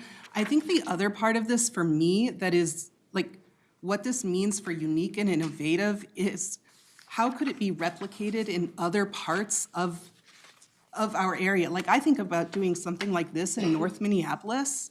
We're starting to do the small micro transit projects. How could we bring in car share there? So it's like, will this set an example for other people, for other agencies, for other regions to think about how they're doing public transit and just transit in general? Thank you. Thank you, Member Foster. Then we're going to Member Jepson and then Member Stevens. What? Oh, Member Hollinshead and then Member Jepson, excuse me. Thank you, Mr. Chair. What's unique about this EV spot to me is a number of people at this meeting have spoken about how much time, the majority of time, citizens spend in their cars versus other modes. I want to talk about also the economics. What's unique about EV Spot is that it serves both. People can use a car and be in a car whenever they want or not, and use alternative modes. And that is served by no other category that we consider at this table. Also, I want to say that I have an electric vehicle. I charge in the garage, so I don't use public chargers too much. But for those who live in multi-unit buildings, for those of low income, charging is a real challenge and a big challenge, and one of the things that sets the EV Spot program apart is that there is host service and host maintenance. If you drive out state with an electric vehicle, you will find chargers that have absolutely no responsibility from the host properties for maintenance or service. If you get in a handshake problem, or you get in some other problem, your credit card doesn't register with the local power provider or something, you have no support on site. That is different with EV Spot. I have gone out and tested the EV Spot chargers. They all work without a problem with handshake, without a problem with maintenance, and there is service available. So that is unique to me. And the bottom line then is, yes, this is a supplement to a previous amount of funding that we provided, but we offer greater range to more communities that are in need of equity, and that is a unique supplement. So thank you. Thank you, Mr. Member Chair. Hollinshead. Member Jepson and Member Stevens. Thank you, Mr. Chair. So I was on the committee for just making these decisions, and I am in full support of option 2 in addition to all of the, option B, in addition to all of the other reasons that people were discussing. I did mention during the discussion process, that we should not penalize others, applicants, for our learning experience, for our learning process. So, because I caution people against choosing A or C, because if we move the goalposts, that is gonna be a terrible reputation on this committee and this board. They did what we asked them to do as a grant writer. You fill in the blanks, you do what you're asked to do, and then the deciders change it midstream. It's like, how is anybody supposed to win? And what does that look like on us? And what is the next application that these projects are gonna apply for through this committee? It's not possible. So, please choose option B and support both of these projects, and we'll take it as a learning lesson and move on from there. All right, thanks, Member Jepson. And then Member Stevens, and then Commissioner Karwoski. I also served on that committee. Member Geisler, thank you. I think you did a great job summarizing it. I always hold value in committees that do work and bring it back, having been on the receiving end of always being part of bigger committees and then charging somebody to do work and having them come back and then rediscuss the whole thing and changing it. So I very much value that. Not that it can't ever be changed, but this committee worked really hard. Just for transparency, I voted for funding none of them. I, much like, Member Gotel, I mean, some of the members were just underwhelmed and didn't feel they met the requirements of this category. But when we split 6-6, you got to get your work done as a committee. We had a recommendation, and then we decided we should talk through the projects themselves to see if they did or didn't meet any of these categories that we had divided, no matter how we scored them. So we looked at the innovation, the equity, the environment, the partnerships. I don't remember all of them, and I can't remember all my notes, but that's what distinguished the two. So we're not, part of the message for those us that voted for 0 was, we don't want to set the bar so low that, the projects that come in. So we really then had some really good deep discussion on, are these projects distinguishable, and if so, how? And if not, then we're going to go back to the drawing board and come back with no recommendation. And I think the discussion really did show the distinction in the projects. And both projects were good, but I think in the EV, it was an extension of something. I actually scored it's only in the pilot program, not as a positive, but a negative, because I wanted to see more of what these results could be before we put more money behind it, because we kind of funded it even though we didn't have a category. If you remember the discussion, it was a unique project when it started, and we worked it in there and got it because we thought it was a good thing. But I think Excel's not a partner anymore. I mean, there were just a lot of factors that distinguished it as not really falling in this category this time around. And the mobility hubs, even though I wasn't, I'm supporting the recommendation of the committee, even though I voted to fund none because of the good work that we did to get to the point that we got to. And I do think the projects are distinguishable. And we worked hard to get to the end result, so I'm going to continue to support the recommendation of the committee. All right, thanks for that supplemental summary. It was very helpful. Then on to Commissioner Karwoski, then Member Dugan. Thank you. Thank you, Mr. Chair. I'm going to be consistent, like the comment about we had a rule, let's support that. So we had an expectation for scoring. I agree with the comments. I was part of the scoring committee and I left before the final input. I'd rather support the 2 projects than the 1. So I'd like to see the vote eventually for the 2 projects, and if that doesn't fail, I'd rather vote for 0.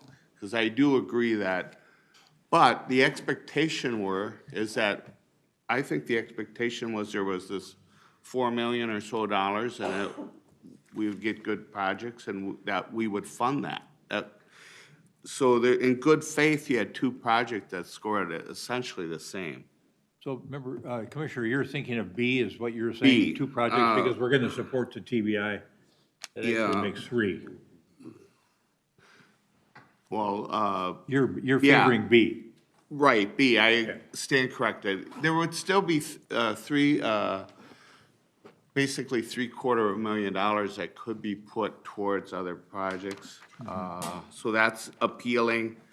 I think it's the EV spot network, it's talked about along the goal line. Washington County doesn't have an electrification policy yet, so these won't be going into Washington County, but when we do, I think that's something our staff's gonna present. That will be a leverage to extend some of that opportunity into our county in some needed areas. Landfall, other areas that I represent are very modestly incomed. Now, there was good comments, so I support the two projects. There was an expectation and be consistent, but if that wasn't a fail, I'd rather do 0. Moving forward, this gets into my moving forward, we could, for the next solicitation, I love the point about the 10-point scale, also setting expectations for innovation. But for now, I favor B, and I'll leave it at that. Commissioner, I have one clarification. Didn't we talk in the committee about, it had some gold line implications on the St. Paul end? Yes. I mean, you don't have yours put together in Washington County yet, but doesn't it have some implications on the St. Paul end? Right, and I had to make that clear to some of those people organizing things. I'm only one vote on that Washington County board. We don't have a policy. We're probably gonna be looking at that. But regardless, again, you had two projects that scored. The expectation is they would meet the criteria, and they would get funded if they're in that 3-point range, and I want to abide by that. I don't support the 1, I'd rather go 0, but.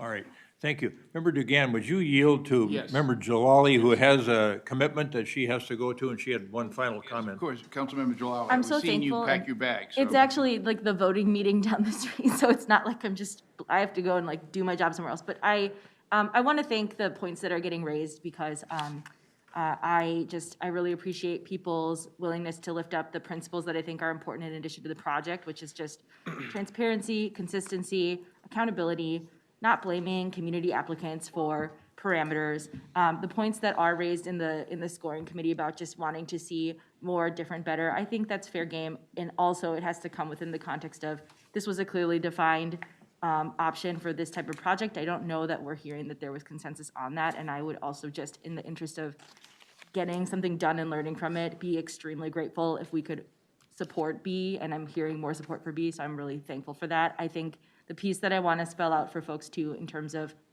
who is it helping, how is it unique, is I do think that this is funding that specifically goes to an expansion in one of St. Paul's neighborhoods that feels actually a lot more like Maplewood and greater, kind of inner ring suburb communities than the part of the community that I represent. I represent kind of like the epicenter of transit density, tons of new development in the last 10 years. And when I go to the east side in this part of the community, it's actually like being in another city. And I don't say that in any other way than to neutrally describe it. Like it's very much needs this investment to actually help people get to where they're going. And it's also one of the fastest growing communities in the census.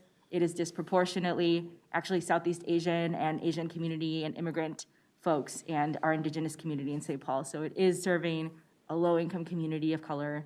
And I just don't know where else in the state of Minnesota you can say, here's a community car share program that's accessible and affordable to these residents in the neighborhood like this. It's not just unique, it doesn't actually exist anywhere else. And I think that all those things paint a picture of, let's help get this funded and then learn from it. And that way EV is better positioned to apply for things that are more fair to them, and we are more positioned to fund things that we think are a better use of our funding. So I'm sorry to say my speech and run. I have to go now. They're playing me off the stage at the Oscars. Thank you, everybody, for all of your time and consideration. Thank you. Bye. Back to Member Dugan, then Member Koski, then Member Lewis. Then I think we can do some polling. Yeah, and thank you, Member Jalali, for speaking. Appreciate it. I'm going to upset the apple cart a little bit. I was the tiebreaker. I voted with Commissioner Ulrich when he said, let's have some kind of a compromise because we weren't getting anywhere. So my initial vote had always been they were lukewarm projects. We're awarding mediocrity. That's not what this was intended. So if I change my vote, it'd be 4-8. 8 against funding. And then if Mr. Karwoski, Commissioner Karwoski joins in, it'd be 5-8.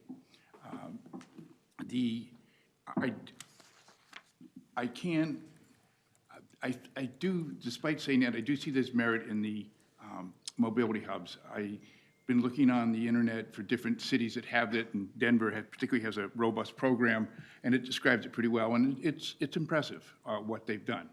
And the other reason is it because it's asked for by Metro Transit, which is certainly under the Met Council and as one of their primary responsibilities.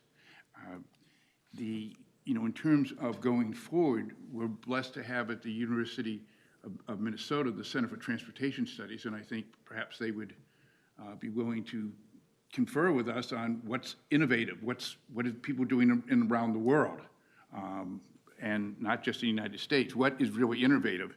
And it's interesting, though, if we go with the electric vehicles, we'll increase congestion, vehicle miles traveled, there'll be more cars, which kind of goes in the opposite direction of one of the things we talked about. And what I would recommend, what I would like to do, is any money left over goes into the future, not to every other project, but goes into the future. And we, just like in a home budget, if it's $10 and you get it for $8, you put the $2, you don't throw out the window, you put the $2 back in your wallet and use it for the next time. So that's what I'd recommend. Thank you, sir. Thank you, Member Dugan. Member Koski, then Member Lewis, and then let's do some polling. Thank you, Chair. I'm just piling on my support for option B here. So we're back to the, I think Member Martinson brought up some great points of just the merits with equity, innovation, and climate, but I also hear Commissioner Guttel here. It just seems to me that, and I hear it kind of over and over that people were underwhelmed. I was not part of this committee. It sounds like it would have been a very exciting committee to be part of, I will say. Next time. Yeah, but I will say that. Sounds are deceiving. But we got people were underwhelmed by these projects, so I guess I task us as making sure that we're educating and getting the word out there of what types of projects we're looking for, and how do we define innovative? How do we define those that are pushing us towards supporting climate change and equity? So I think that I would just task us with that, as making sure that we're doing a better job with educating that. So. All right, thanks, Member Koski. And then Member Lewis, I'm going to give you the last word here before we. And thanks everybody for sticking around. This was really an incredible conversation and a really important conversation, and so valuable to the work that we have to do. Member Lewis. It's a lot of pressure being the last one, but I'll also put a word in for 3B and a few comments on that. A number of folks have mentioned that this is our first go at unique projects, and as such, we're refining the scoring criteria. Maybe we can improve upon that in the future, but should we punish people in this go around? If this was our first attempt at it, doesn't feel like that's the right thing to do. 2, it feels like there's a connection between mobility hubs and EV spot networks as well. You can see there being some overlap between those, in which part of your mobility hub may be part of an EV spot network. That seems like something that we want to explore and would be damaged by separating the two. And then maybe in a nod to Member Dugan's comment about what to do with remaining money, I'm not sure if this is doable within our framework, but another option that I thought of too in our discussion earlier about safe routes to school is the remaining 727 funds are remaining safe route to school that wasn't funded before. Maybe crossing lines, crossing funding sources, so fully understand if that's not a doable thing, but figured I'd make note of that since the money wraps up. Mr. Chair, I'm sorry, Mr. Lewis. Mr. Chair, can I, the unique projects category was created to fund our car. That was from from the last solicitation. So it's not our first, but you remember we were wondering what to do with it. And that's when we came up with the set aside and the $4 million to fund our cars. So, they already had a significant bite of the apple. All right, Member Barber wants the last word. Yes. Thank you, Mr. Chair. Shocking, I know, but I will keep it very short. I just want to make a final point, I was on the committee that looked at these aren't bad projects, they aren't bad applications. I want to make sure that that's Right. very clear. It was that we set out this category with expectations of reaching probably a pretty high innovation threshold. So, these are good projects that we're looking at, and I want to make sure that is well known when we're talking about this money. So, Yeah, that's a good point, fair point. Steve, is there anything you want to add as you listen to the conversation before we start polling, or you just want to, I think we know the answer to question one, but we'll ask it anyway. And then Chair Solberg. Yeah. The TAC recommendation was follow the rule, follow the BRT rule. And then you had suggested that the excess funds go to bike ped or modernization. I just thought maybe it might help folks after we get past that first question of the BRT rule, do we want to maintain it or not, to know what the TAC was thinking when they made that recommendation. So if you want to come up and tell us that would be helpful. Yeah, Chair, I can certainly do that as soon as you go through the first poll here with one, and then go into what some of the TAC discussion was. Not that this wasn't a great fruitful conversation here, but if you're interested in what the technical committee said, I can expound on that. All right, stand by. Okay, here's question one. For the base funding options, should staff continue to follow the BRT rule? Yes. Yes. Yes. Yeah, show of hands. Not voting, just polling. Yep. All right, good, all right. Seeing that? Bear with me a second here. Now, Chair Solberg, you want to come up? Because the next issue is, how does the TAB want to repurpose the remaining transit and TDM modal funds? That's $4 million in the midpoint scenario, $3 million in the bike ped heavy scenario. And Chair Solberg. So, Mr. Chair, I think just, again, it's a lot of reiteration of what was discussed here, but once that was discussed at TAC, the question kind of funneled around a couple of the larger items that are going around right now. One, there's been a lot of discussion on safety in the past year, especially, and Member Barnes has been giving updates to TAB. Two, we knew that there's has been a substantial increase in our most vulnerable users, so bike ped users.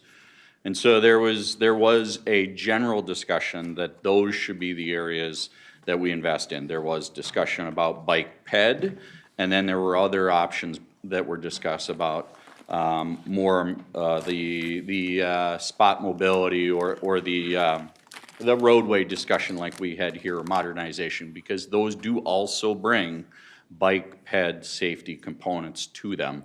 And so that was really the biggest part of where tax recommendations came, because it was thinking about those larger policy issues. From a technical perspective, is there anything that's better than the other? We don't have performance measures that would lead us to one scenario or another. It's really policy issues. And so that is kind of why the recommendation came forward as it did. Okay, thank you. Any questions for Chair Solberg? Member Stevens? Mr. Chair, I'm just a little confused. Are we going to poll on the base funding option? No. No, not today. No, not today. We're just going to Okay. poll next on how you want to allocate those funds Okay. Well, between, for because the some of options us- are, For some of us, depending on whether we're using the midpoint or the ped heavy, that yeah, that's a that good really point. is going to Fair point. influence my position on some of these other allocations. So that's why I asked, sorry. No, I didn't but mean to that's be out of okay. That's a order. good question. Steve, what's your preference here? To make, Yeah, we're on the question about the TDM, and I didn't hear much interest in that $1 million on the last two TDM, but, another kind of option on this next slide. is that a fair conclusion on Steve's part? There wasn't much interest in allocating $1 million to those two TDM projects? Yeah, okay. Either way, I think we vote on these options here on how to reallocate it, or we hold back that 4 and 3 million until next time. Because what I'm hearing is if people go bike ped heavy, maybe they want that extra money to go to roadways. If we go midpoint, then people want to shift that little increment of money back to bike ped. think That's where kind of Member what I've Stevens heard a was- few times yeah, here. I think that's where Member Stevens was going. Yep. And I think a lot of other people in their So we minds could as well. just hold back that money and then see where the conversation next month goes, and then Okay. it might flip it one way or the other. Okay, that's good. Is that people comfortable with that, holding it back and then discuss it in the context of those various? Member Hollinshead, did you have a? So not much interest in TDM. You're referring to funding projects 6 and 7. That would have been what happened in TDM if there were more interest, is that right? Well, actually, I was very interested in that. I didn't express it enough apparently at the scoring committee. So, anyway. Thank you, Mr. Chair. Thank you. Can I ask a question? So do you want to, what about the TDM transit funding category then? How do you want to handle that one? Talking about slide 12 or 11? Yeah, I'm on slide 12. I think in that case. Commissioner Modis Castillo has a question. Yeah, go ahead. I just have a clarifying question to your suggestion about holding back. Is there a timeline or a deadline that funds need to be spent if we go that option? Well, you'll Are have- we putting ourselves into any Well, you mean risk? holding the money over? Right, what he Yeah, just no, we're just said. talking about holding it over and open until next month. Next month, yeah. So there's no, but does it change, when's the deadline that unique project money needs to be spent, or this funding needs to be spent? Does it cause any issues, even though it's only a month to us, is it a Oh, different? no, I mean, no. I know, No. not you, this Yeah, we're funding. talking few years, Yeah, few it years doesn't- out, so. Most of the money's in 26 and 27, Got it, so, okay. yep, we got, Just wanted- it's not a. We called it We should have 2022. we should have clarified holding over the decision, not holding the money. Yeah, that's. We're gonna hold on to it, yes. Yeah, it says 2022, but we're really talking a few years out, so 2027. Okay, so slide 13. I think we're on unique projects, and we had, I think we just need to get to a vote on which one you So want to what do. unique projects should be funded? It seemed like we were trending towards B, option B. Well, you still have to listen to what the recommendation of the committee was. I mean, you can't forget that. They put the time in, and I think that was. I wonder if we should decide funding versus not funding, and then if you say funding, 1 versus 2. So it would, if you A say versus not B. fund, that answers a question. If you say funding, then you gotta divide that down. See what I'm saying? Well, we have to fund a TBI. Well, that's a given. Yeah, but I mean, that's within the unique projects funding category, so we have to kind of modify your question a little bit, which is a fair question. So is that C, John? I mean, is that funding only Well, I think the group needs to make a decision between A and B is one of the, somebody's gonna be in either A or B, or somebody's gonna be in C. If C fails, then you gotta take 2 more votes. I guess on A or we B. can ask it sequentially and still deal with the TBI. So the threshold question that John raises, and the one that's embodied in 3A is, I think, should unique projects be funded at the level? Mr. Chair, if I may ask, since we're not making a decision here, can we just see how many people are for A, how many people are for B, and how many people are for C? We could do that. And then that will give us an idea of who just wants to do what, so just vote for the option you want. And if you're fine with all 3 of them, raise your hand 3 times, because that's okay. Yeah. It just tells us who's leaning in. Does that work for you? Yeah, that works for me. Yeah. Well, I was thinking of them doing all the work in the gap. Well, I know, but I think we're confusing it because now we're ignoring the committee recommendation if we start voting with nothing, now we're Sure. kind of starting over, so I like that approach. All right, Cole has a point he wants to make. He led the unique Yes, projects yeah. conversation along with Steve, so. You guys were just having, so thank you. I really like Commissioner Ulrich's suggestion. I think you should say, how many people support option C? If it's less than half, then make those people choose between A and B. That way, we only really are deciding on 2 choices. If we have 3, and a third of the committee votes for all 3, then that's not helpful to us. It doesn't give us much direction. So I think that's where you were headed. Vote on C yeah. first, and if it's less than half, then everyone vote on either A or B. Well, I think he actually had a threshold question, and that is, do people feel comfortable funding in the unique projects category? Which is. Which is C. Well, no, it's not. No, it's not C, it's different. It's not C. C is a separate question. That's the next question. Okay. C has to be funded, right? do you want to fund the unique project category? Is everybody comfortable with that? Yeah, sure, we can ask it. Well, that is the question of C. No. It's not. Fund Fund only only TBI. TBI. No, the next question is, do you want to fund TBI within the unique projects category? Yeah, Thought we have to. yeah, I thought we'd already. We have an obligation to do that, Yes. right? I think everybody agrees we're funding I TBI. think everyone agrees I don't we're think there's any funding. Funding the discussion. TBI, all right. Okay. Yeah. All TBI right, is so now we can go to Member Geisler's. we'll do Do it the Coles way? Do Coles C. way. Yep, Yeah. C, yes or no. Ask, you want yeses? See, Yes. C is defeated, then, like, I will vote on. Well, I thought either we already A or B. voted on C. I thought we'd all decided didn't. C was okay. No, No. no, we didn't vote. All right, let's poll on C then. Who wants to fund only the TBI, leaving 3.767 million in the account? You're just doing a raise of hands or a? Yeah, raise hands. Okay. All right. Who wants to fund the TBI and the Mobility Hubs project, leaving, spending 2.33 million and leaving 2.167 million in the account? Well, since the other one's gonna fail. You can- Yeah, you can vote, well, if, You can vote as many times as you want. right, was because defeated, right? assuming Yes, we it looked was at first vote, that failed, right? So now those of us that didn't want to fund anything are left with either A or B. Right. Yeah, Okay, right. so I'll pick A. This is A? This is A. This is A. The question on the table? What is the question? A. A. Who's in favor of A? For A, okay. Yeah. All right. And then, got that, Count? Yep. Okay, how about B? Who's in favor of B? That's it. Okay, so Okay. that's pretty clear. Yeah. There you go. That's B. See, Yeah, now, I good would process. want to D first, because if it would have failed, then I would have went to C, so, you know. No. It kind of eliminated my. Anybody else have ability any to other go for polling C, questions they want to ask? I don't think anybody had Yeah. that. I have Martinson? I have a request that the entire tab get to see the report out from the subcommittee that was making these recommendations. Is that available to us, and can we see that well in it? It's all public information. But can we see it in advance of the next month's meeting? I don't know if there was a report. Yeah, it's in the, of the unique projects. Yeah, It's in the attachments. It's in the packet. that's the full report? Yes, yep. I see. Are we adjourned? Okay, everybody, thanks. Seconded. Okay.